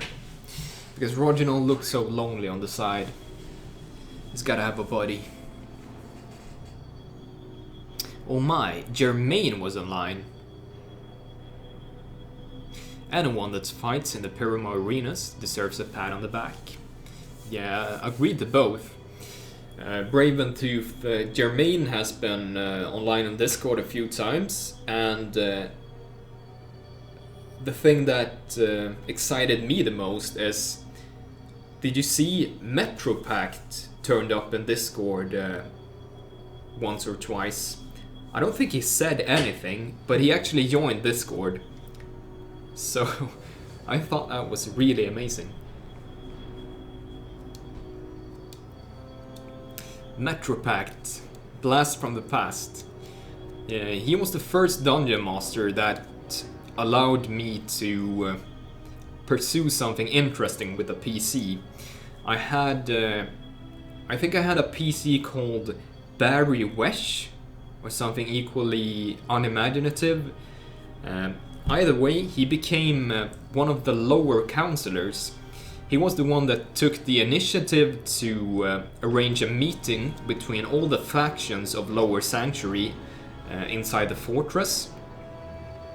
And that meeting eventually led to the formation of the Lower Council. So he was actually a part of the Lower Council for a while. I need to ping G on Discord then. Yeah, you go ahead and do that, Raven Tooth.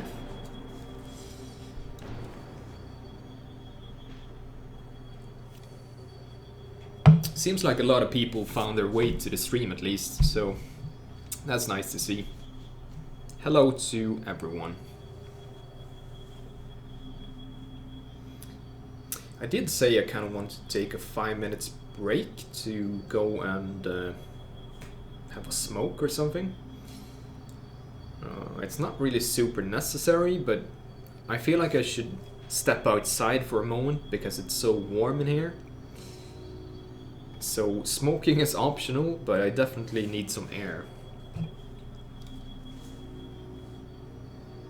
There's a lot of wonderful trash talk going on between Salvation and Claire.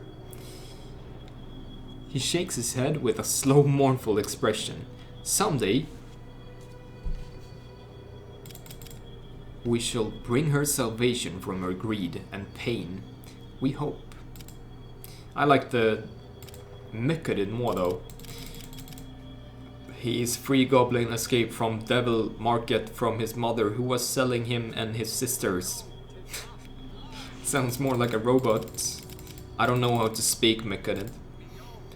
Seek Shadow Market to free goblins.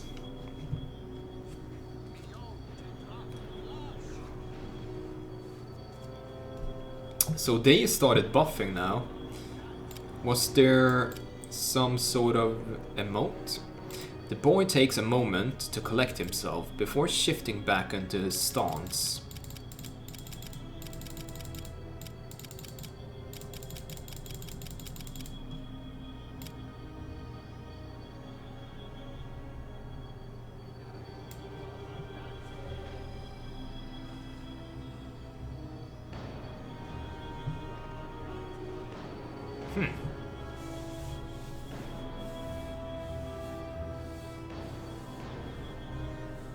Fight over the loot. Take a break. It's good to take a break for a few minutes. I love Claire's elaborate disguise. I always imagined mechanids as speaking in a sort of stifled, shy and reluctant manner. Yeah, definitely Nest 1. Mostly mechanids, I mean they can speak a sort of racked form of common, just in the way that you described, sort of stifled, weird, you know, they're unfamiliar with speaking the language, so someone that doesn't really use their vocal cords a lot, and you can imagine trying to stutter forth some language. But generally, I think mechanids communicate with each other and express their emotions by puffing different kinds of spores. So if they're happy or they're angry or sad, they communicate that with different combinations of spores that they exude from their cells. And the next fight is about to start. Saronus Ventir. No, Saronus Deetnir. A disgustingly strong warrior of Old Port, and a man wearing the ruby red of Count Saronus Senisfer's rubies. If his strength is genuine, his opponent may be dead within seconds. Okay, so if this is truly a ruby, then Daeis Ancrath has no chance at all.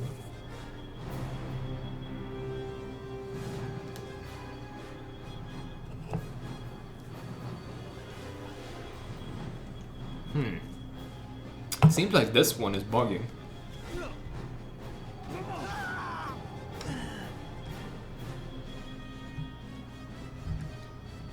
I'm not sure.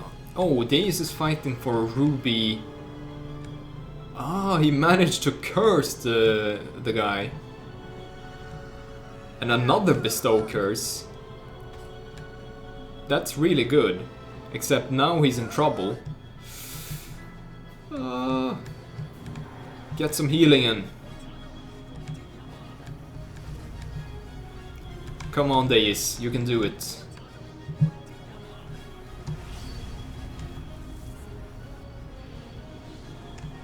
You gotta get your protections up, Daeis. Otherwise, you're gonna go down like a bag of potatoes. What do you even say? Sack of potatoes. And Saronus keeps using his clones. I really love this mechanic that was added to EFU. If you cast... oh, that was actually not a clone, it was... what's it even called? Fire Twin or Flame Twin or something. So you create a clone of yourself, except it's fire-based. But we also added a system for people that cast displacement with improved spell focus illusion, actually create a clone as well of the target they cast it on. So that was what's happened earlier with Saronus creating a clone of himself. It seems like Daeis is actually going hard on the offensive now. Whoa. He managed to end that fight. Both myself and I think Saronus was caught by surprise, because Daeis turned that defensive streak quite quickly over to offensives. And I think it was mostly because of using that Mestel's acid sheath, because it meant that Saronus could no longer strike at Daeis, so it allowed him full opportunity to start attacking instead. Nicely done, and one of the quickest fights today. So kudos to Daeis Ancrath, and congratulations to your ruby greatsword.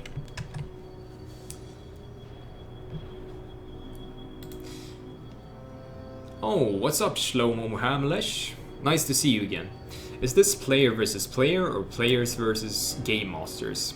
A little bro from what I can tell, Shlomo, but mostly player versus dungeon master. Oh shit, oh, he also displaced. Wow. That curse is on early. I'm sure it is reduced heavily saves and important stats. Yeah, bestow curse is actually massively strong. Yeah, the curses and sludge drink were perfectly used, and then the dispel follow-up. Didn't hurt that he pulled back when Daeis hit near death. Yeah, the Dungeon Master wanted to keep the duel interesting, but as I said, I think both myself and the Dungeon Master got caught off guard, since Daeis suddenly turned on the offensive after using his Mestel's acid sheath. And it was a really good move, because obviously this is some kind of spell sword build, and they can be super dangerous when they go on the offensive.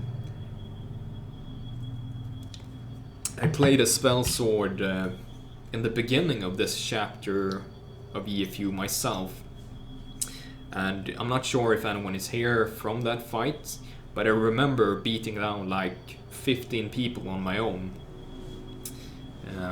Given it was kind of optimal, the situation was optimal for me, but I just had all my offensive buffs up and I could take out so many people quickly. Anyway, I'm gonna have a quick break. I'm back in a second.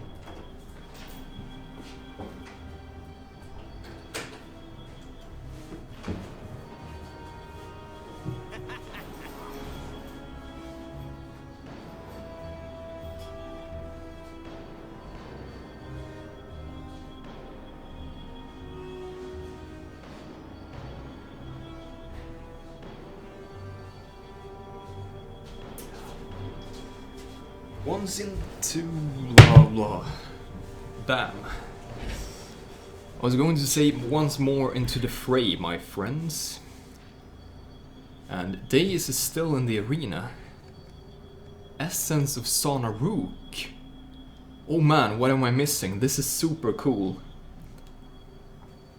Sonaruk is some sort of Targan spirit from Netheril, I think. From the gate of Targus, from whence the blade was stolen and maligned, is the blood curse called here.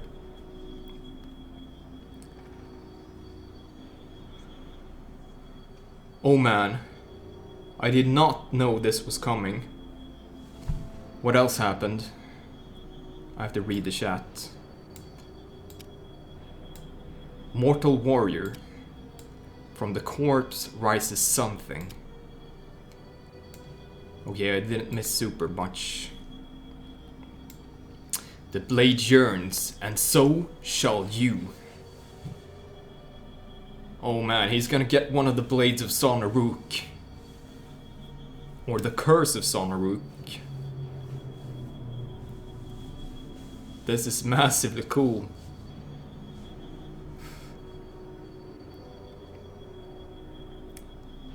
Oh snap. It manifested out of the slain Ruby's body.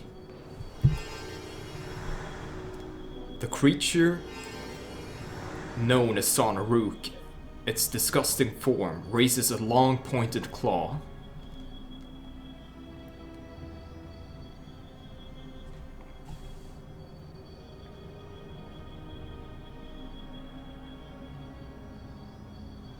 And something occurred with these.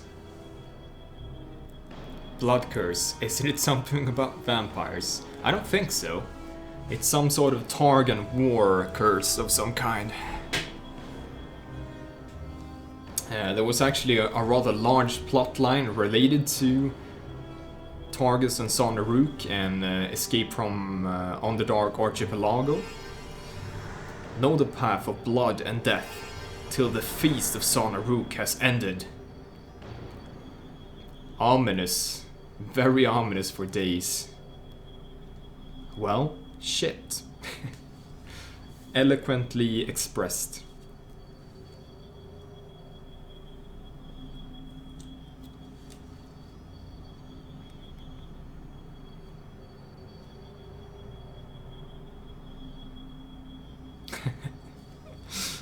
Oh man. Trouble for Spiffishdin. Ascending by Lloyd Albrecht.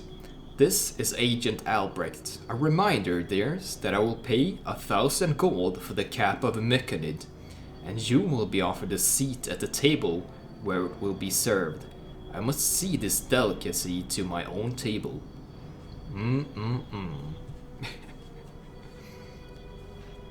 Ah, he screams out as something overcomes him. His grip upon the blade does not loosen, but his free hand races to his helmeted head as he doubles over.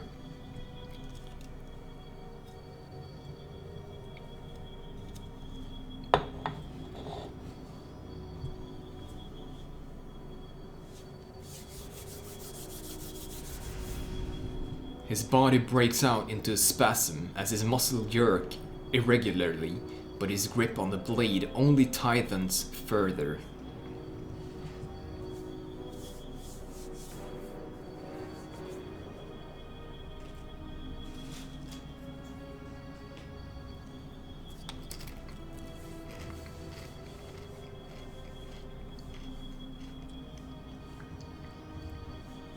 Become the Reaver. Oh wow. Ancient demonic hangover. Been there before.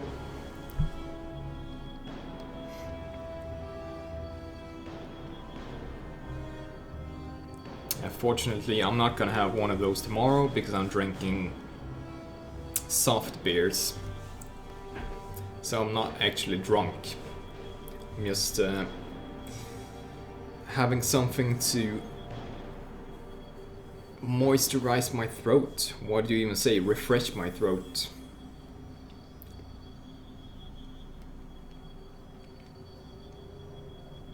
I left for the grocery store when he went into the ring. Oh yeah, you missed it, Cut. Well done, Cancer. Just remarking on the length. Did you manage to run to the store for this?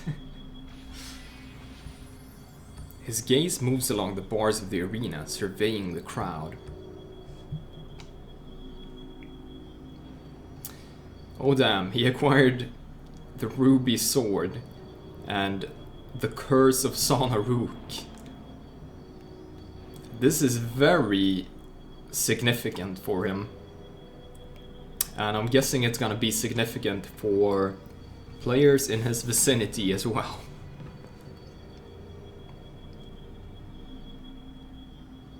I got eggs, frozen pizza, milk and cookies, checked out and drove back home. In the time span of that fight. That says something about the length of the fight, alright. So we're gonna walk over and look at some loot again.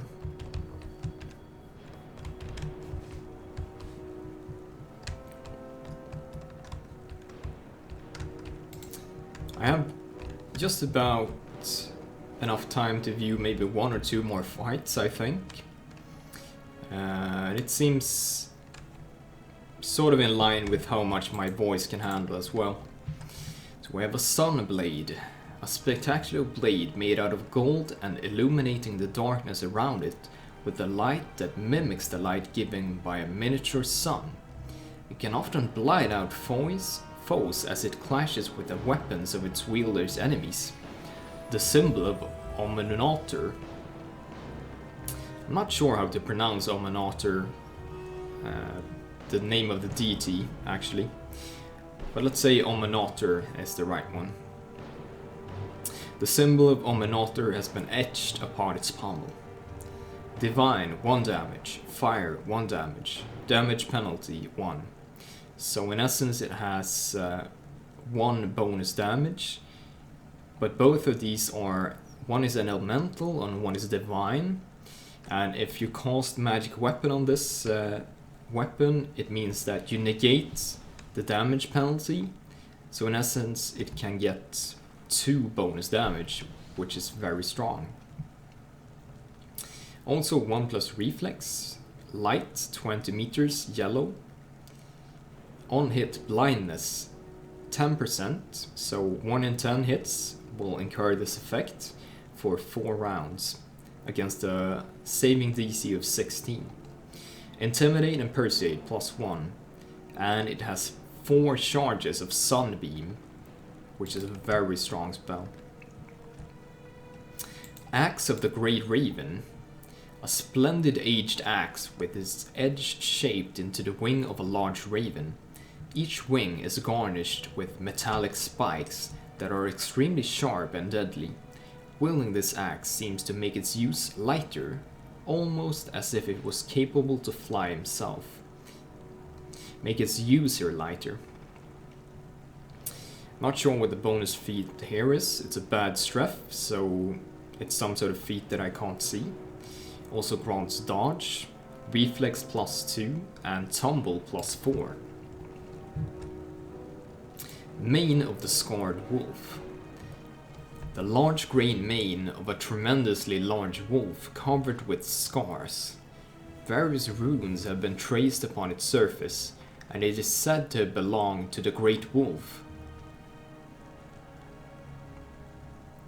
Karchareth, a savage predator and vicious hunter on the Isle of Imph, who fell at the hands of hunters of Oldport.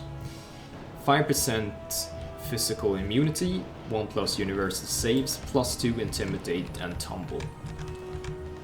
Very strong cloak. And now we have Feno Petris that's going to fight against the Librarian Golem. So I'm wishing Feno Petris all the luck. Just yesterday I lost in a card game against Feno, and I think he won like 4,000 gold from me. Was something called Sembian Hold'em, essentially Texas Hold'em, but adapted to Dungeons and Dragons, the Dungeons and Dragons terminology.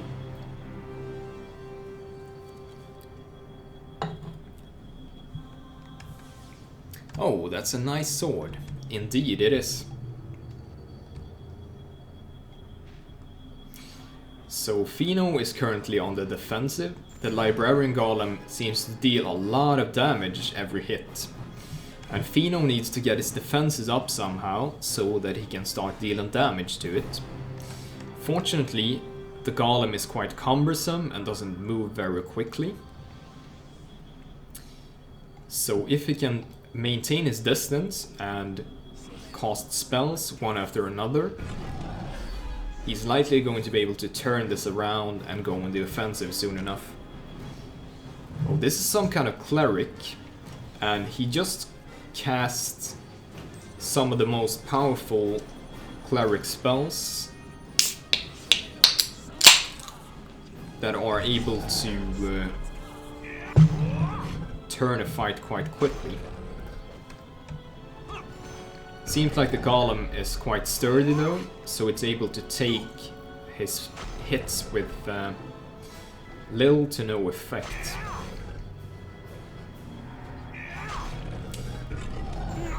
The Librarian Golem says, in a calm and orderly voice, the age of Bast was a failed era where the Council of Bast declared himself first citizen.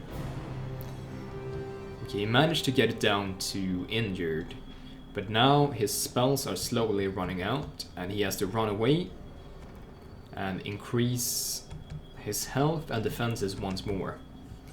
Can he do it before most of his defensive buffs run out? That's the question.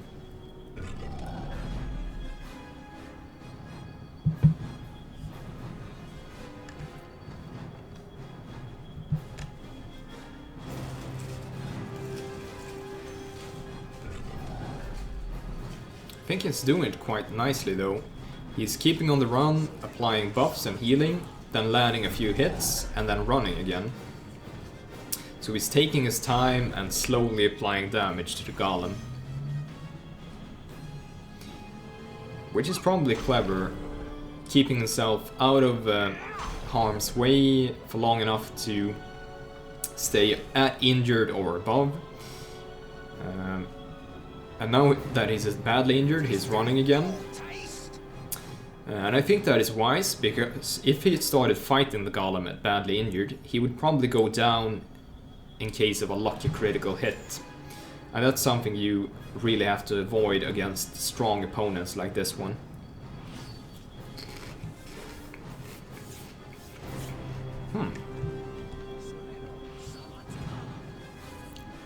He's utilizing Divine Shield and Divine Might. Those are some really underrated feats, I think.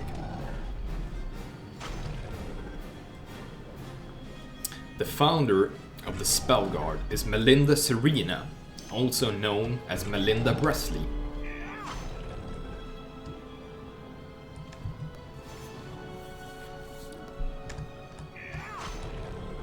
Tell me about the gloves of Tyrell as I die. Let me fall with knowledge.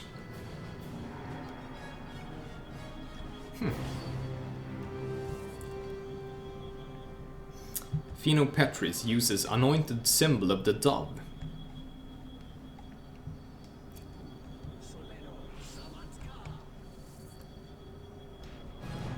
Adelia Tyrell was once a lore keeper for Sanctuary. It is said that she made her way to the surface, only to have become enslaved by the men of Oldport. Some lore bombs are being dropped right now by the Librarian Golem.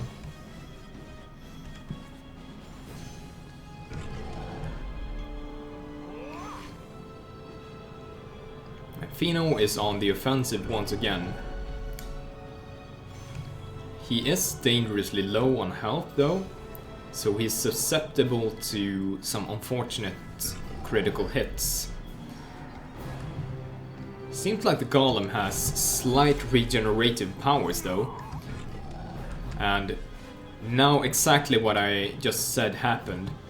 The Golem managed to land some lucky hits and sent him down to nearly dead.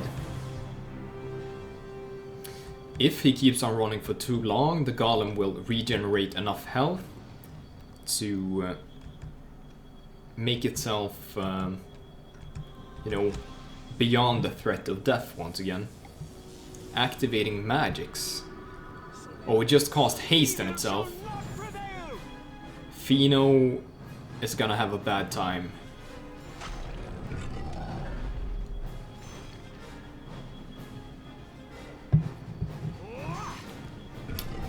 He is quite reliably hitting it though. If he can withstand the attacks of the Golem.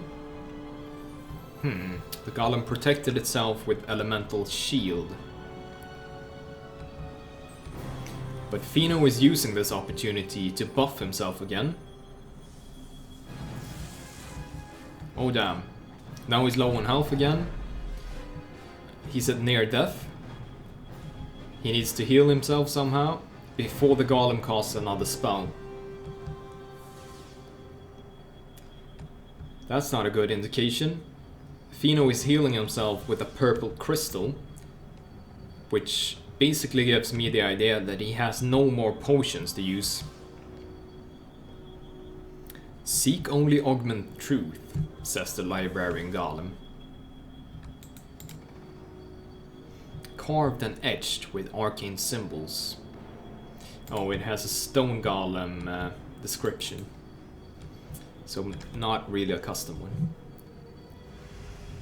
Do accept library cards. So he's trying to bait the Golem into stopping to answer questions, which is also a viable tactic, really.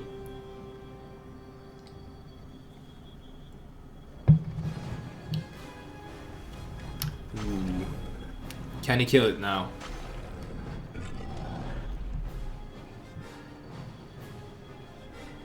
Golem is trying to anticipate where he will walk and cutting off his path. Feno is reliably or consistently making nice pathing and healing himself out of harm's way. So we might be able to pull this off actually. It's looking quite good. Oh, he used living mold.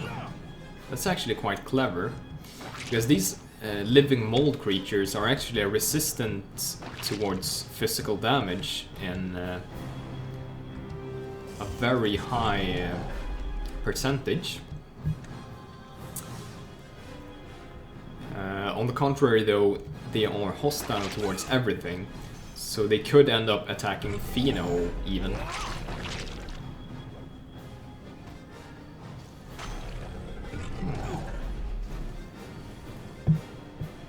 Golem is probably on quite low health now. And it seems like Feno wants to make a last stand and try and take him down. But against, or his better judgment is keeping him on the run to keep healing. So he's doing exactly what I said he should be doing. Staying out of the danger zone to not go down to a critical hit.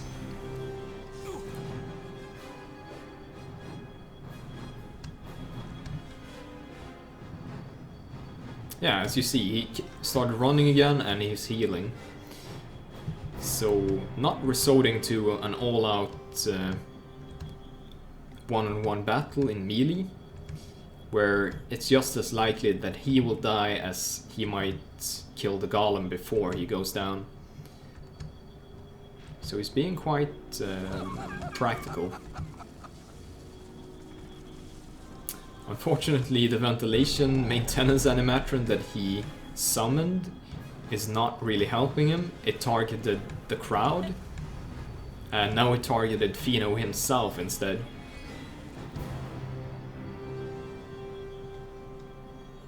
keeps on running. And the Golem, I think, keeps on regenerating some health while he's doing it.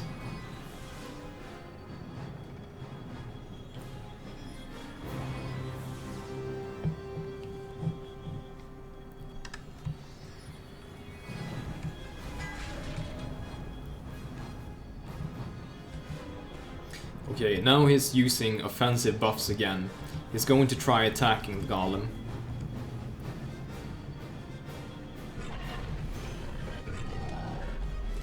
This is it. This is probably the final stand. He's gonna try killing the Golem before it kills him. The Golem teeters.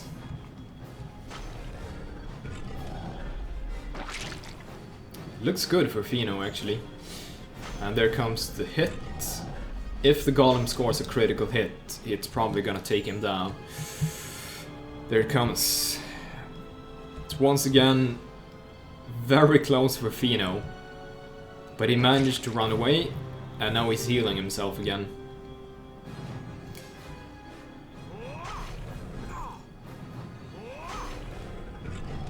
Maybe 2 or 3 hits left before the Golem goes down, I think. This is very close. It's a nice fight. Well balanced and well played by both parties.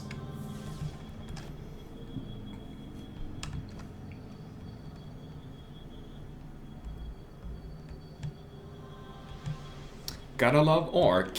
Welcome once again. Love that nickname. Slurps on black coffee, forcing it bitterly down. Feno is playing it smart and safe, I approve. Yeah, he's doing a grand job at this. He's once again running and healing himself. The automation wants to bring me Myconid caps. Ooh. Stop being mean to my babies, Ark. Hello, bro. Nice to see you have more streamers. What's up, Hythydrn? It's been a while since I saw you. Very nice of you to peek in once again. How you doing? This is it, do or die. Yeah, it's reaching that stage where Feno is probably not gonna have enough offensive buffs soon enough to really damage the Golem. So he needs to make his final stand soon. Ah, if it recovers more, he's going to peter out. That's exactly what I thought. If he keeps running for too long, the Golem is gonna regenerate the damage he's dealt to it, and he won't be able to take it down. So we are at a tipping point right now. He needs to use his last offensive buffs and attack the Golem.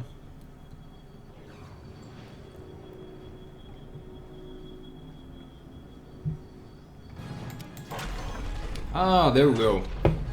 Well done. Well done. Good day! Ahaha. Well done, Feno. Congratulations to your victory. And well played fight. Very clever on you. And I'm real busy these days. Midterms and project deadlines are killing me. I can definitely understand why I don't have the time to watch streams then. But as I said, it's nice to see you. You old faces turning up every now and then. Because there are a few of you that have been with me for the long run. And I do remember your nicknames. Or your monikers on Twitch.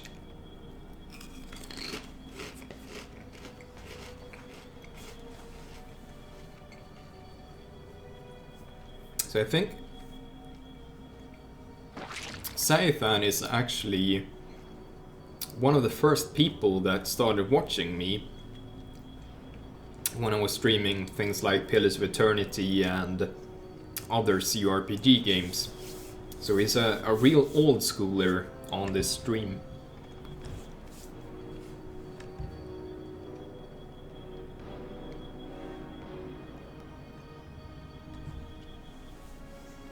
Yeah, I'm trying to hold on.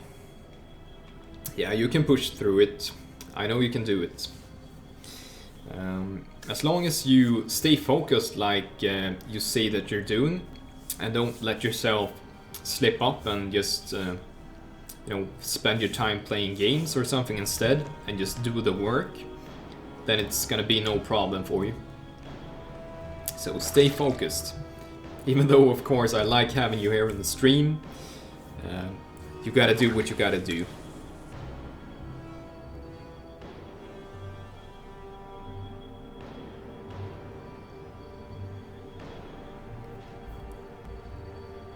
So once again, another nice fight.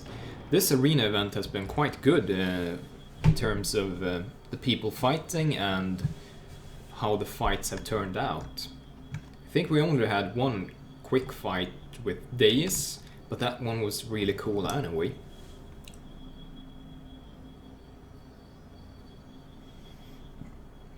The problem is 24 hours is not enough for the duties to get done.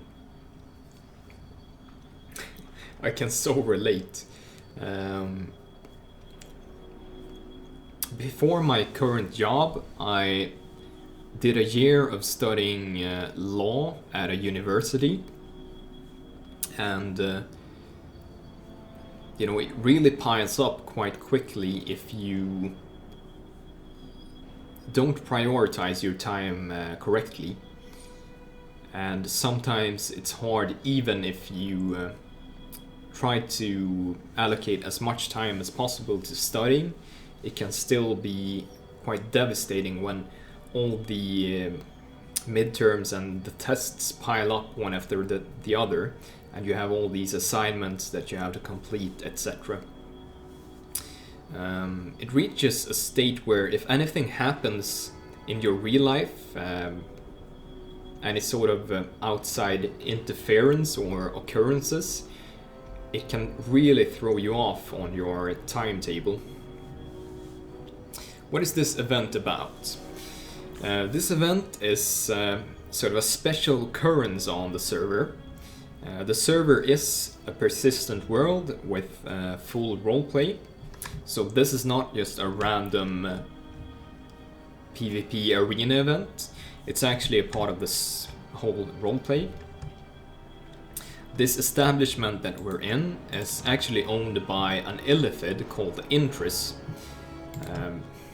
It's a bit too heavily tied into the lore of the server for me to explain it properly, but essentially Petris is an illithid exile or renegade that runs this establishment, and for his own amusement he is hosting these sort of arena events for monkeys or lesser life forms to fight for a chance at earning some treasures from his treasure over here, and risking permanent death if they lose against his guardians here.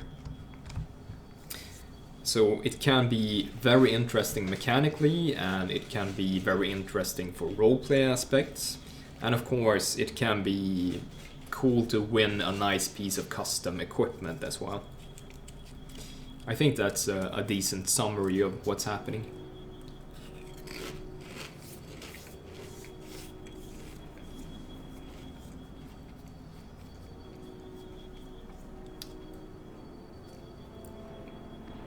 I'm about to start contradicting myself. I forget if you actually played Neverwinter Nights, fan, or if you were more about Pillars of Eternity. But if you ever want to try the server out, you're definitely welcome to poke me and ask for some pointers.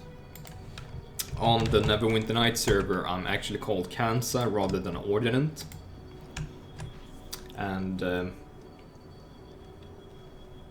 I am a semi-active dungeon master at the moment. Usually I don't have that much time to devote to the dungeon mastering part, but I've been doing quite a lot more now around the time of the transition to Enhanced Edition. So at the moment I'm semi-active. Cancer, the overload of scum. So, when is your turn, or are you just a viewer? I'm just viewing at the moment, because there's so many players here that I don't think there's any shortage of, the gift you are owed by of the blood in fighters. your veins. Follow, if only to protect the weak that fell because of you. Thank you, Samson the Manson, for your kind words and for the follow. Jon Erenicus and myself greets you kindly.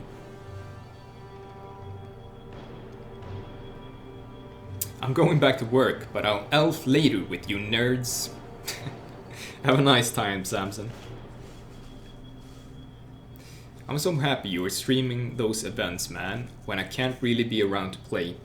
Yeah, I'm glad to hear it helped someone, and you know, I did some introductory streams on low-level content and mid-level content earlier, and apparently those streams helped some new players with you know, how the server works as well. So that's also very nice to hear. I got feedback from one person that it actually helped them, and that makes me feel like I accomplished something.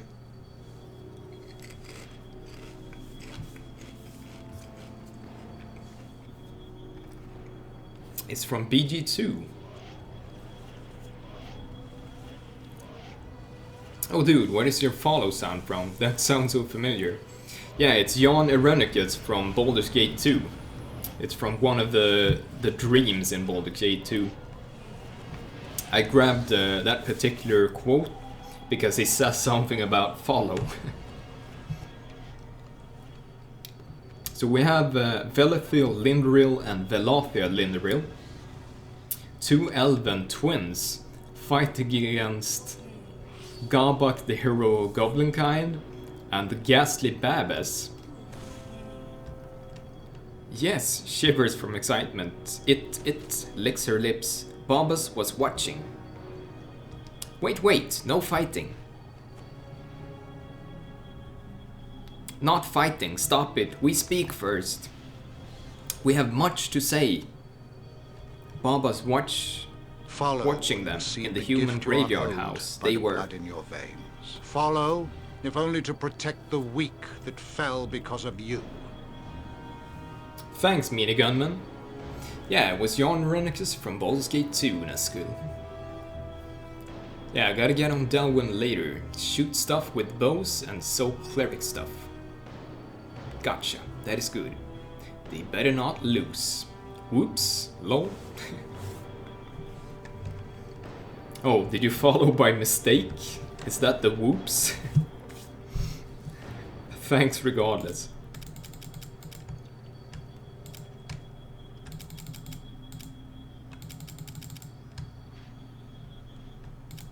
They are siblings, bad Barnabas.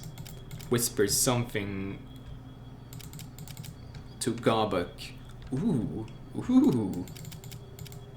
He lets out a terrible cackle, dancing about. Blushes and quivers from excitement as he speaks with a low voice to Gabak, gesturing to the two sensual elven twins. No. Bad for goblin heirs. Baba swears, was cuddling. Huh? Where's other elf? Classic goblin banter. Oh, on bunk bed, quivers again, tittering and nervous laughter.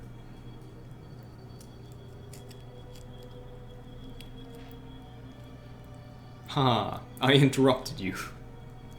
Goblins, the inferior not kobolds. Got stretched in Jane chat.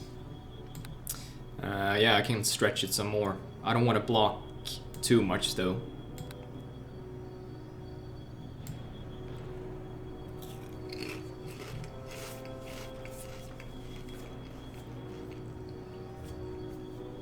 Come, we are heroic goblins.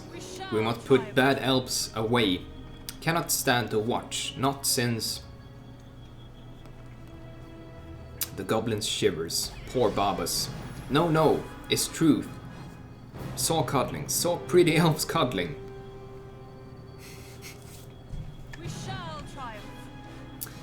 Okay, so they started sacking.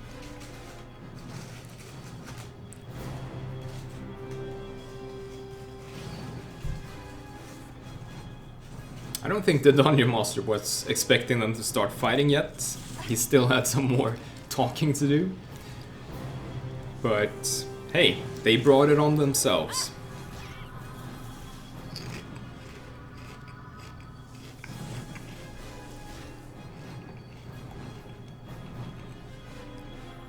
For all Gobo.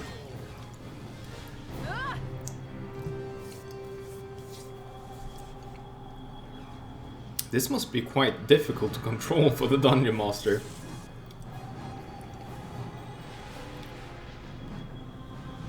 There might be more than one person here to do it though.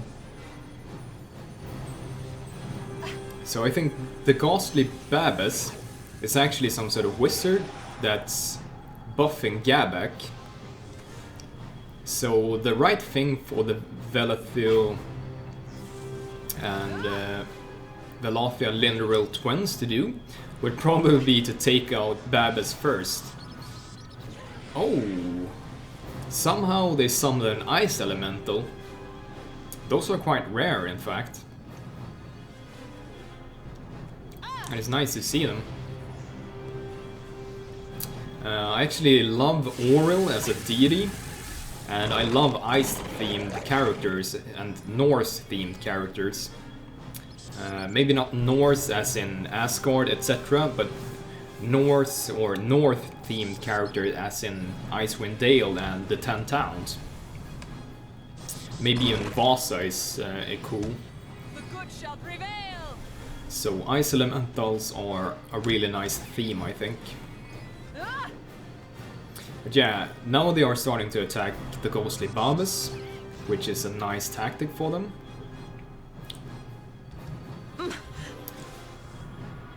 It seems like they both realized it by now. Wonder who summoned the enslaved beholder. Obviously one of the twins did it, but it's a very unconventional summon to have. Barnabas is on the run, which means he can't cast any offensive spells. Very nice by its twins, the elven twins, to keep him under pressure. Meanwhile, Gabak, the hero of a goblin kind, is trying to cause some damage to the other twin, but he's not super successful.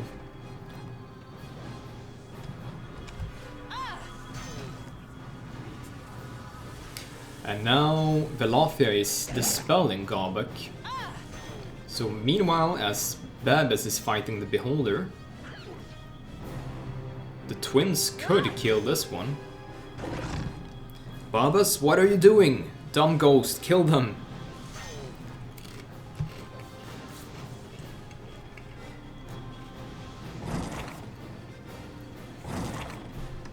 It is our goblin duty! Oh, Gabak scored a critical hit on the Velathia. Praise Big Gobbo in the sky.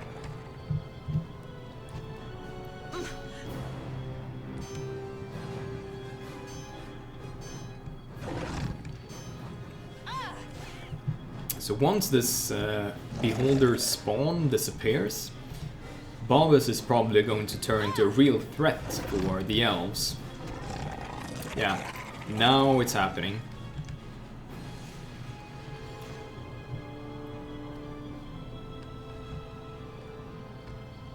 Oh, they summoned a purple crystal golem. That's an even more rare summon. And a very strong one.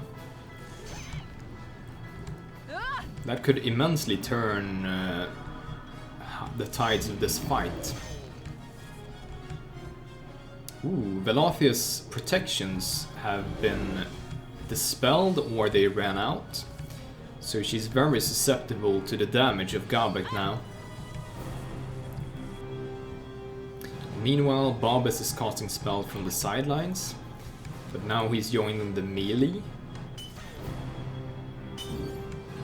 Not sure how... Oh, damn! Gabak is now dealing massive damage to the Golem. And that puts everything back on square one for the Elven Twins.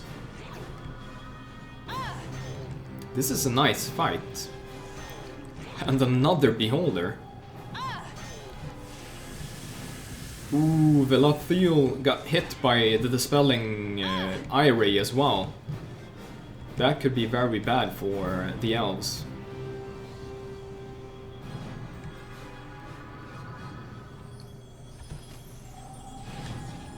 We shall triumph. The Beholder keeps throwing quite powerful eye beams though.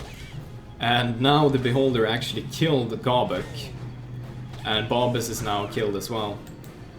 Ooh-hoo-hoo-hoo. He was just about to drink a potion of heal.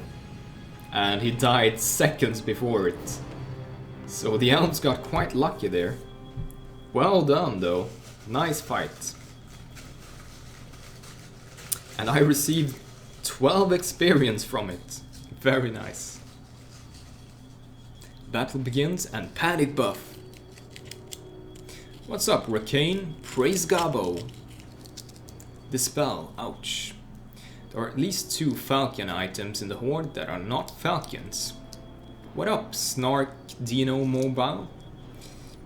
What up to you as well?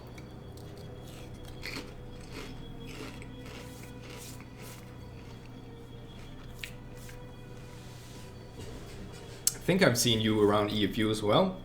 There's a lot of EFU people in the chat at the moment.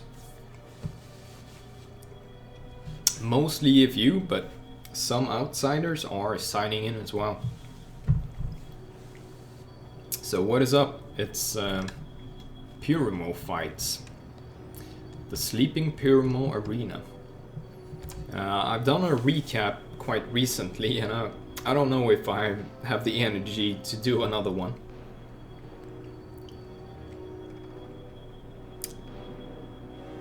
The Spellguard cares. Hand-holding. What's up, Corwellis? 9.5k viewers. That's not actually true, gotta love Ark. 9.5k views is how many people has watched the stream since I started streaming. So that's total views since I started streaming. At the moment we are 26 people watching live. Gotta run later, man. Yeah, catch you later, Braventooth. You know where to find me. Oh, sad life.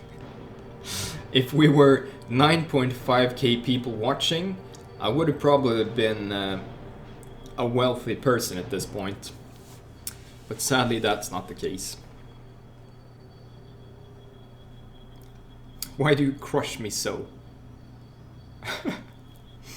Well, that's just depressing by a comparison. No, really.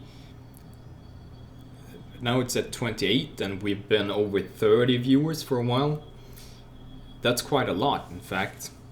So it's definitely not depressing at all.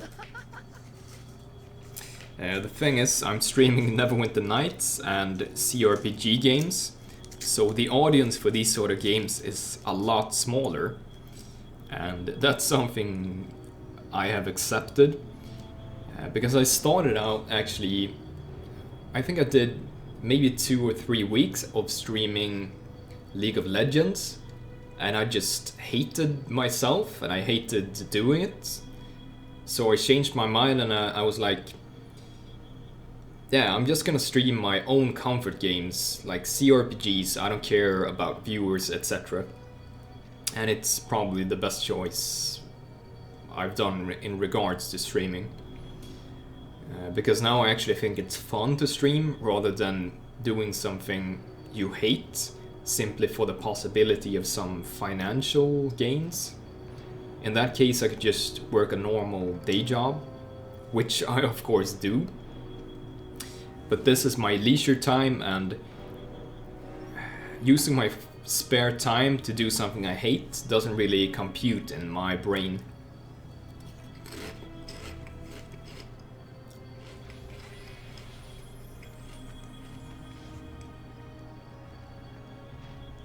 Just start labeling it Fortnite. We can rename the server to Fortnite. Yeah, maybe then we will get 9.5k views. 50 peeps instead of 70, but that's what you get when you cut down on the meme magic comics. Those gobos were the best, except Vaughan getting kicked in the ass. We all have a right to our opinions. I think my favorite fight so far was Rana Al-Saif versus Gaspar Castel, actually. That was a really good one. But the Gobbo fight right now with the elves was actually quite good as well. Now we have Rollo Karmoda about to fight. Not sure what he's fighting for. Rollo Karmoda's Totem of the Battle of Marpenoth 29.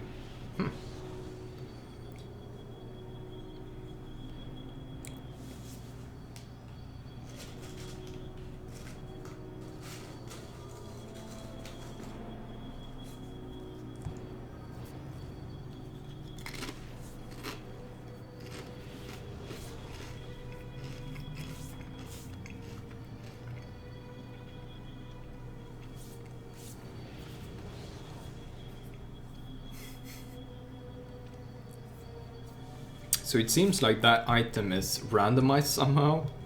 Better spell, come now. He's using the same item over and over, trying to induce different effects. Oh, and he has the blood blessings of Magnet as well. So he was present during the siege of Fort Mur, where we took down Baron Ormulax. Also a nice event. I think it's still up in my archives.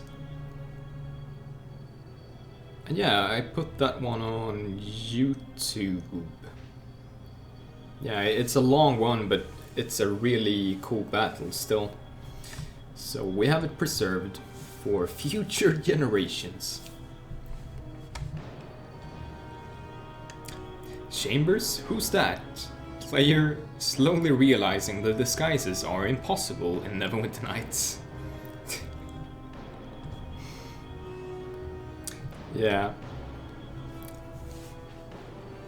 Maybe eventually Beamdog will reveal something that allows us to disguise our names, but for the moment it's just not possible. I'm not sure that Beamdog is only focused on making content for roleplay / persistent world purposes though, so disguising your player name probably isn't highest on their agenda. They did say something about making a whole new toolset that's made for C++. That could be very nice, but at the same time it could spell disaster, because if it's not compatible with everything made in the old toolset, that's gonna create a lot of problems. So, waiting to see the results of that with bated breath.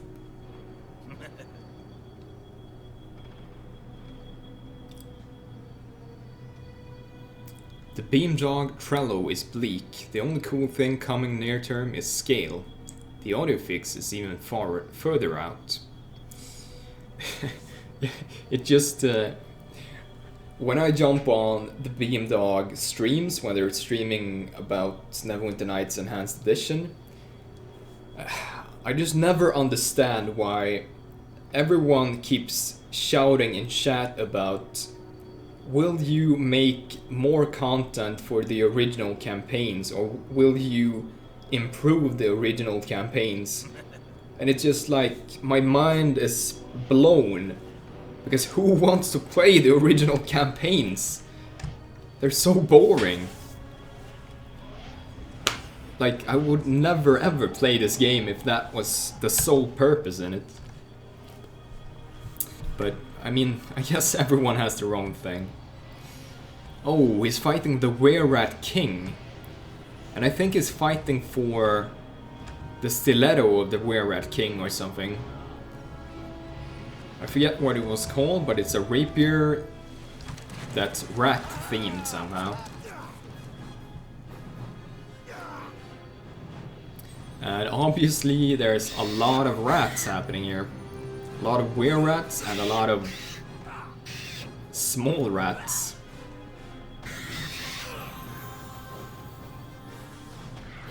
So he's going to have to pierce their damage reduction somehow, whilst at the same time remaining standing.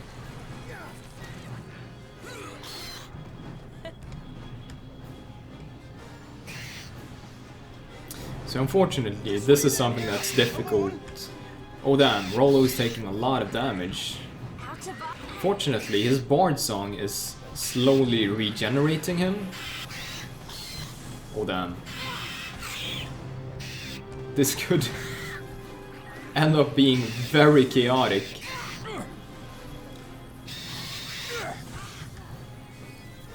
Do as your king commands.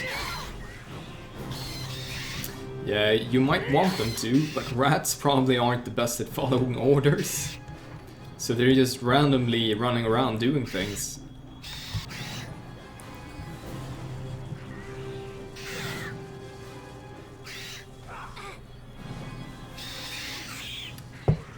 It seems like Rollo is focusing all his attention on the Wererat King himself.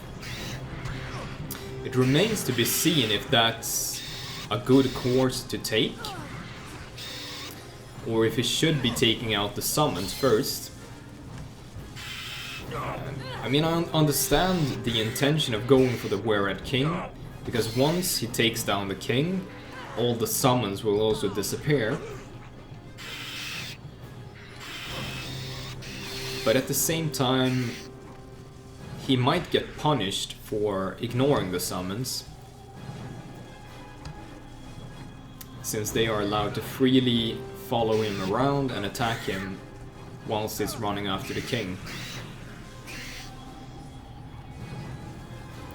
Either he needs to get his own summon out on the board here to distract all the other rats, or I think he needs to start killing some of these lesser summons to reduce the amount of pressure that he has on himself.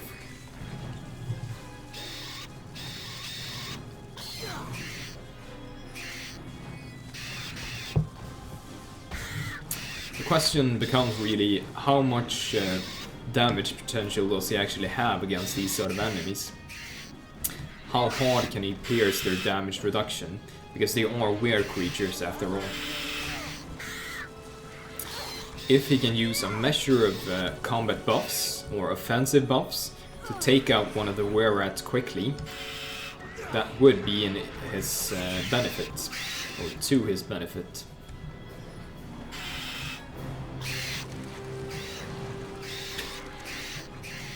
This is so chaotic though. It's very amusing, but it's super chaotic. Very befitting of an army of rats.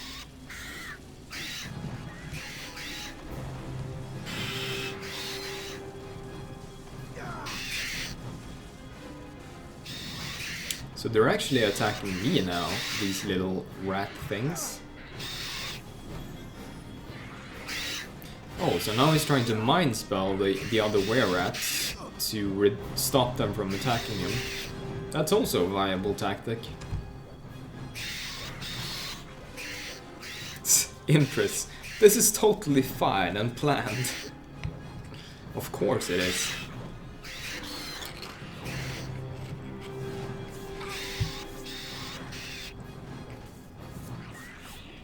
Exactly, Rakane.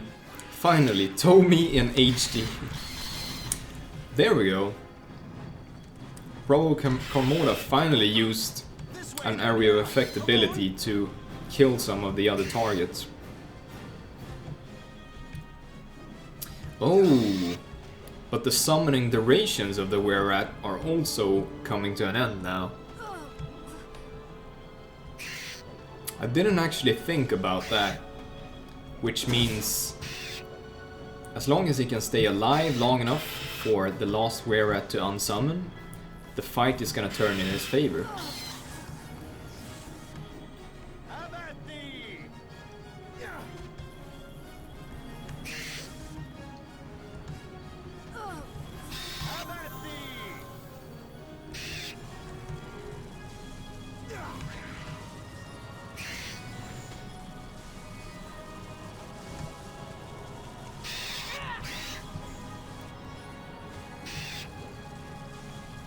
The rat knows his lord.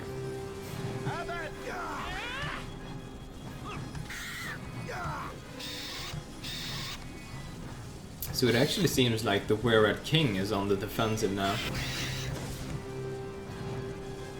And Rollo is starting to use some offensive buffs. He's maintaining his defenses, but he can focus on the offensive now. And it seems like the Bard Song he's using gives him some damage that pierces the reduction on the Wererat King. So he is in a very good spot to pull this off.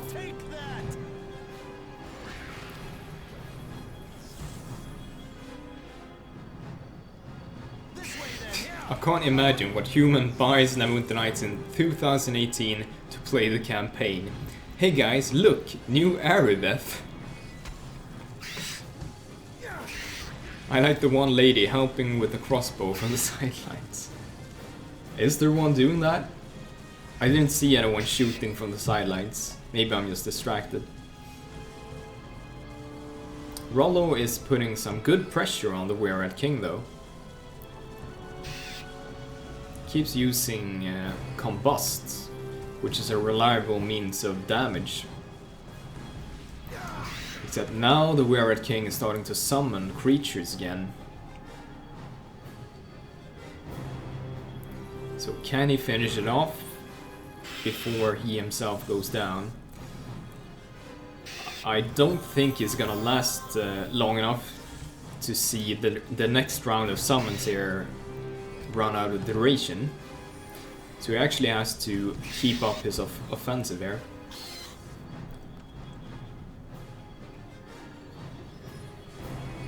I mean, Interest isn't being attacked, he's just in it for the lulz. I wouldn't have used those words, but in essence that's exactly what's happening. Flame Arrow is so scary. Wait, did Rollo's Bard Song heal the enemies? Didn't actually see that. But Rollo is scoring some critical hits on the king now.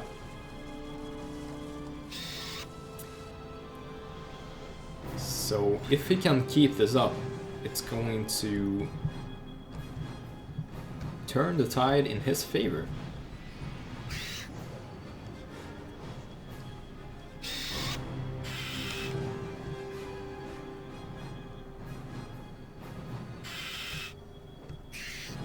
Virgin Combust versus the Shad Summons.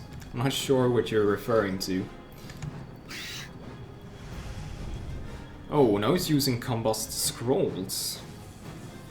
That's it for you. Take that. He's probably running low on objects to damage the king with. But now he's using haste. Oh, the king dispelled him. That's not good.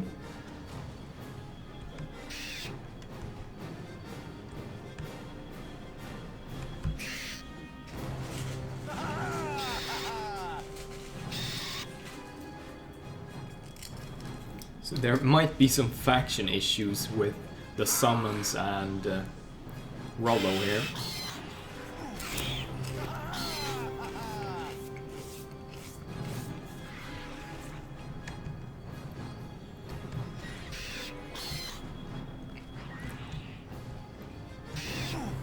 So now the Wererat started attacking him.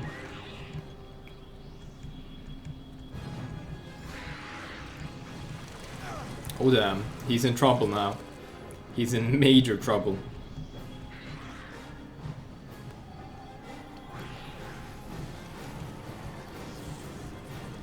think you should probably utilize invisibility potions for running past the summons and reaching the king.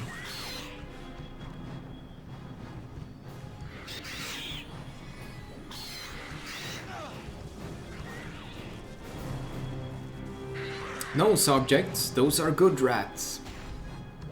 Oof, they landed a critical hit on Rollo.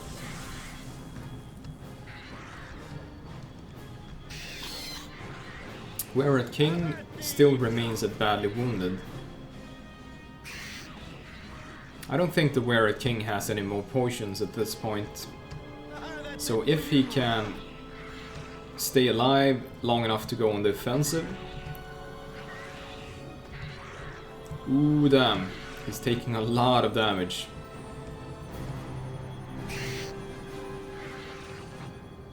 Using some strong potions to keep himself standing, though.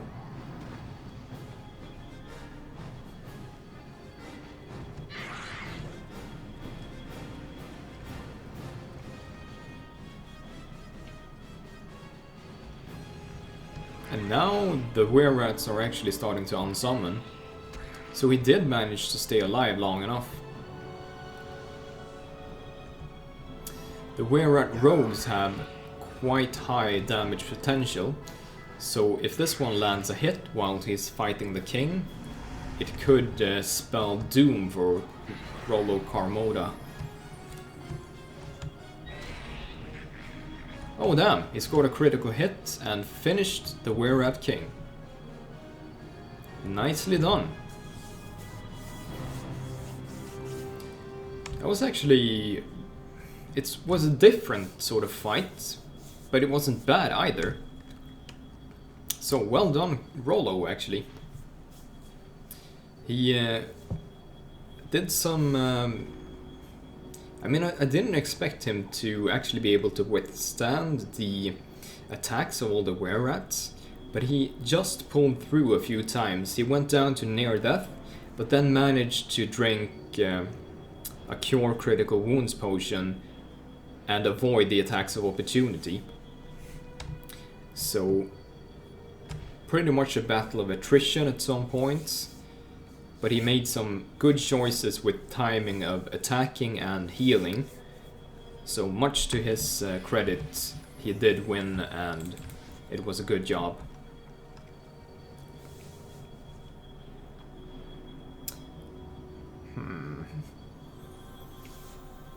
So, are any more people going to fight, or are we nearing the end here? Because I'm gonna have to go to bed soon. And it fits quite nicely because I'm getting a bit tired. And my vocal cords are getting a bit tired.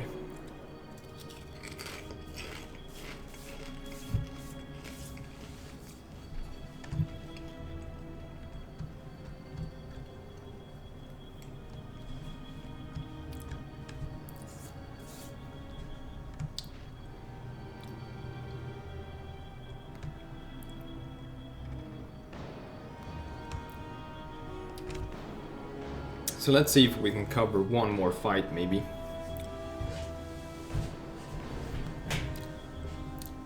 What's up, Surtbert? Or are you still playing Cadman Spiff? No, that was... I don't know how many years ago that was. It was EFU version 1, so... 7 years ago? 8 years ago? Something like that. The answer is no, but welcome to the stream. And I wonder who you are actually, since you know that name. But maybe you saw it on my starting screens that I have before I put on the game.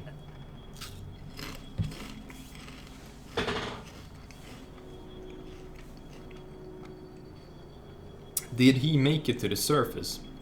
The answer is actually no. He died on the very last enemy before a portal opened to Sigil. So he fought all the way through Icy Node and got all the way to the final fight. Then his protection from evil ran out. He got hit with a mind spell and died. And after that enemy which killed him died, all the other characters there escaped. So it's once again a story, as I said, about me tripping on the finish line. A story of my EFU life. I played Welfare. Ah. Are you currently playing EFU then, or did you just stumble across this stream by accident? Because that's quite a blast from the past, actually.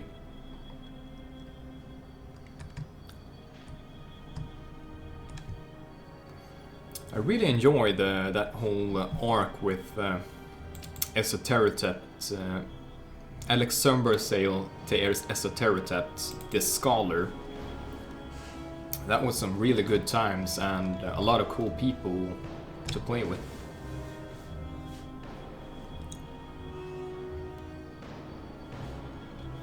Oh, so we have Claire Chambers entering the arena.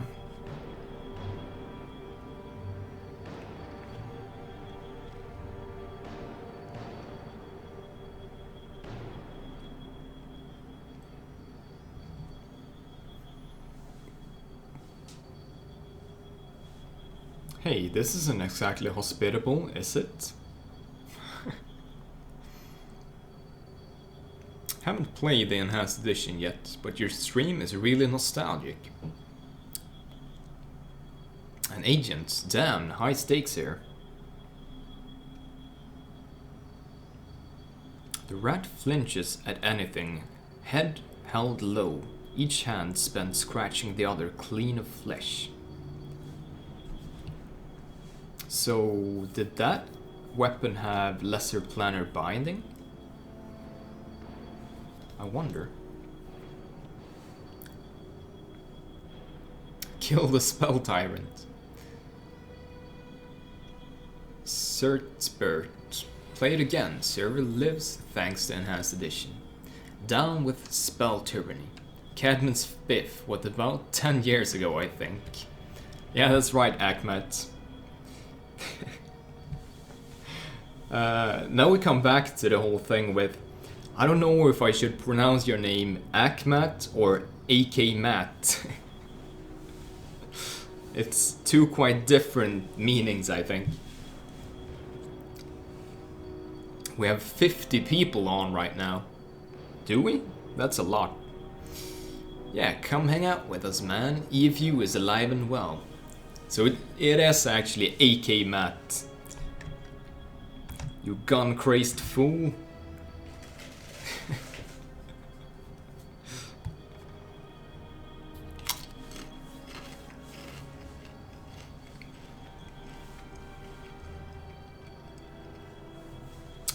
But yeah, very cool to see you here then, Certbert. I mean, how did you stumble across the stream? Did you come here from Discord, or did you just see it because it's a Neverwinter Night stream? It's actually interesting for me to know. Because I think it's kind of cool if we can connect with old veterans that haven't played on EFU for a long time by just being visible on Twitch.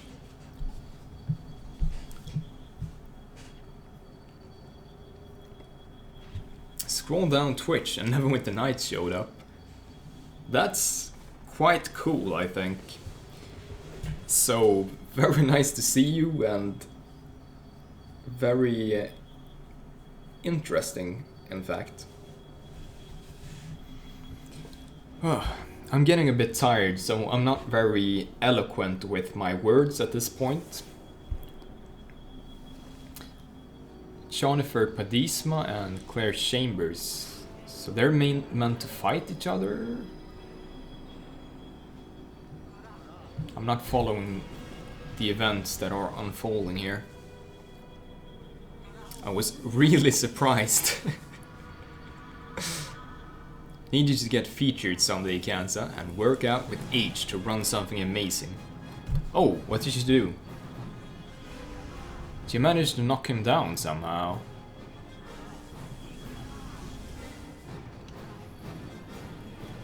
Oh, she's using Balagon's Iron Horn. Very clever. Chonifer is utilizing some strong elemental protections, however. And now Claire is on the defensive. She's used a lot of her stronger spells as well. And now she's caught in a web. Okay, yeah, you win, I guess. Okay. So, she's caught in web, grease, and... Oh... Look at all these area of effect abilities.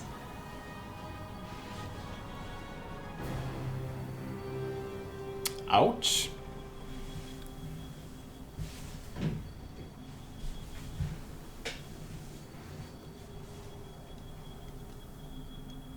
That went poorly for her.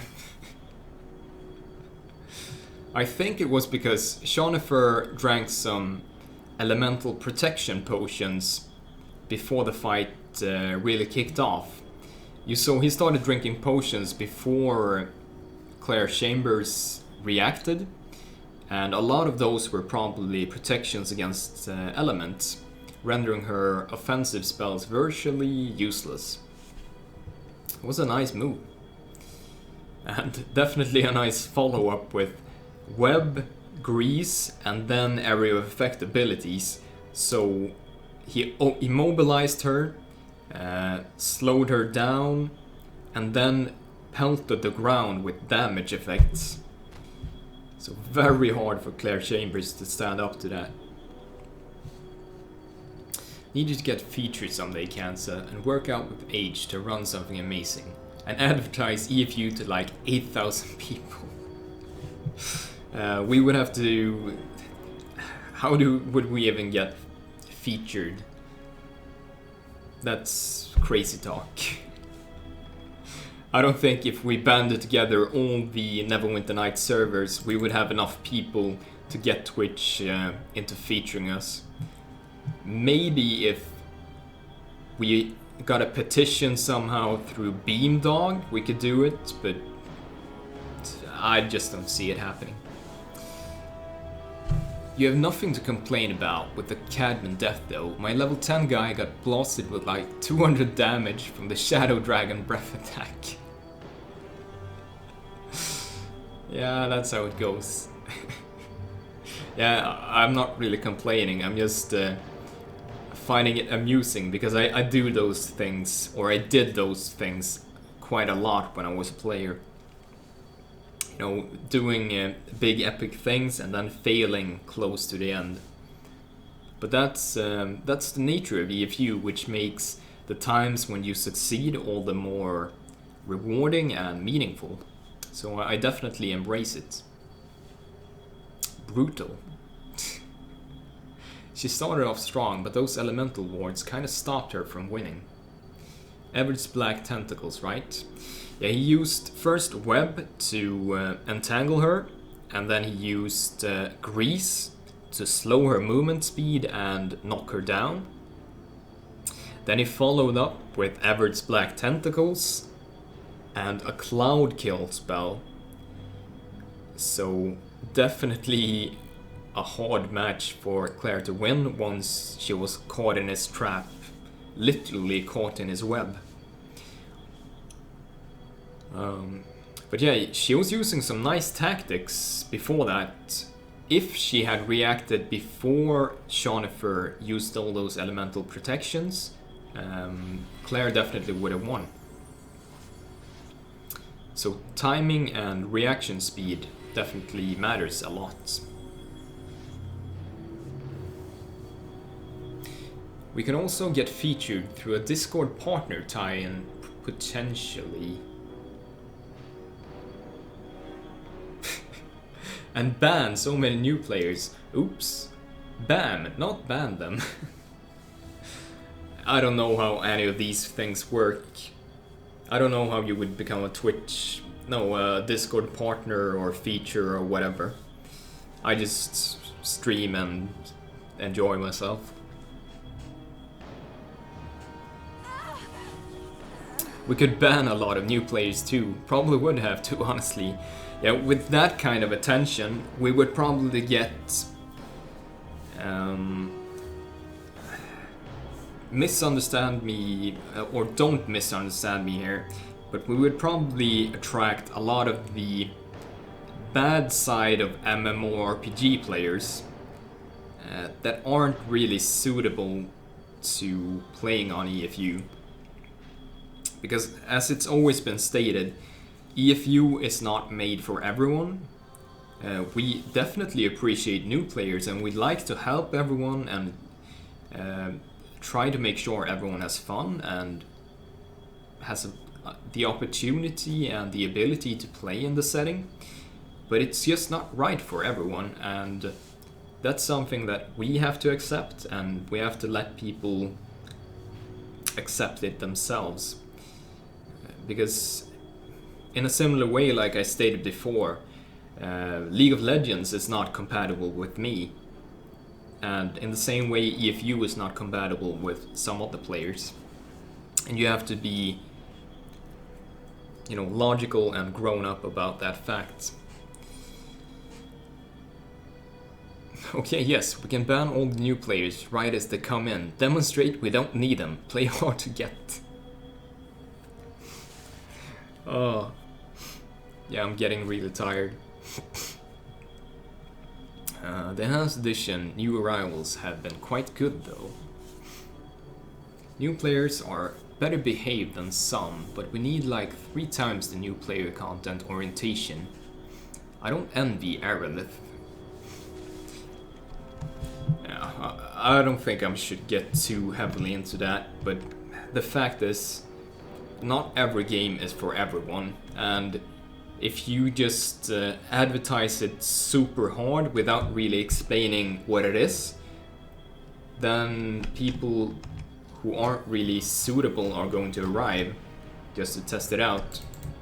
And that's fine, but we can't really compromise too much either, because that's going to cheapen the server.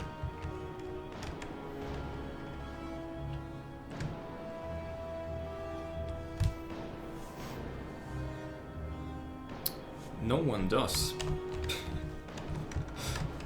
Hey, I should clarify, whenever I'm streaming EFU stuff, you can basically expect that the same rules of conduct that we have on the EFU Discord apply for the chat room here on Twitch as well. And something we have never really done or are interested in doing is down-talking other servers in our Discord, in private chats, on Twitch or anything. You're of course welcome to discuss other servers, but please don't insult anyone or throw around cheap shots or anything. It's just poor form and it's not something we like to do. So I'm definitely not pointing any fingers at this point. I'm just making it clear. Because we are among the Neverwinter Nights Persistent Worlds, we are sort of a community together, and we do tend to help each other with various things over the course of the years. So seeding, you know, sowing the seeds of dissent probably isn't a good idea. Either way, you see me walking out from the event here, and that's because I have to go to bed. I have work in the morning and I'm getting really tired. So I'm just not randomly walking out, but I have to sleep. It's been cool of all of you to watch today. There were some really great fights. I'm very entertained, in fact. And it was really nice seeing... I don't even remember your Twitch name. Yeah, Certbert, you should definitely come hang out in Discord. Let's see, EFU PV. There we go. So there's a link to the Discord. You should come hang out. It's nice to see you again. And everyone else as well. But it's a wrap for today. We have to give it up.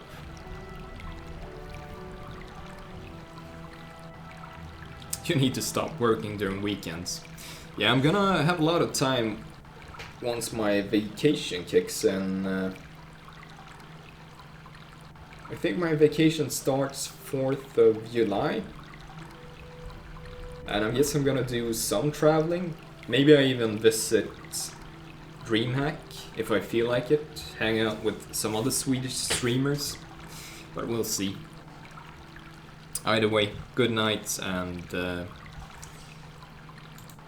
enjoy the rest of the event to everyone.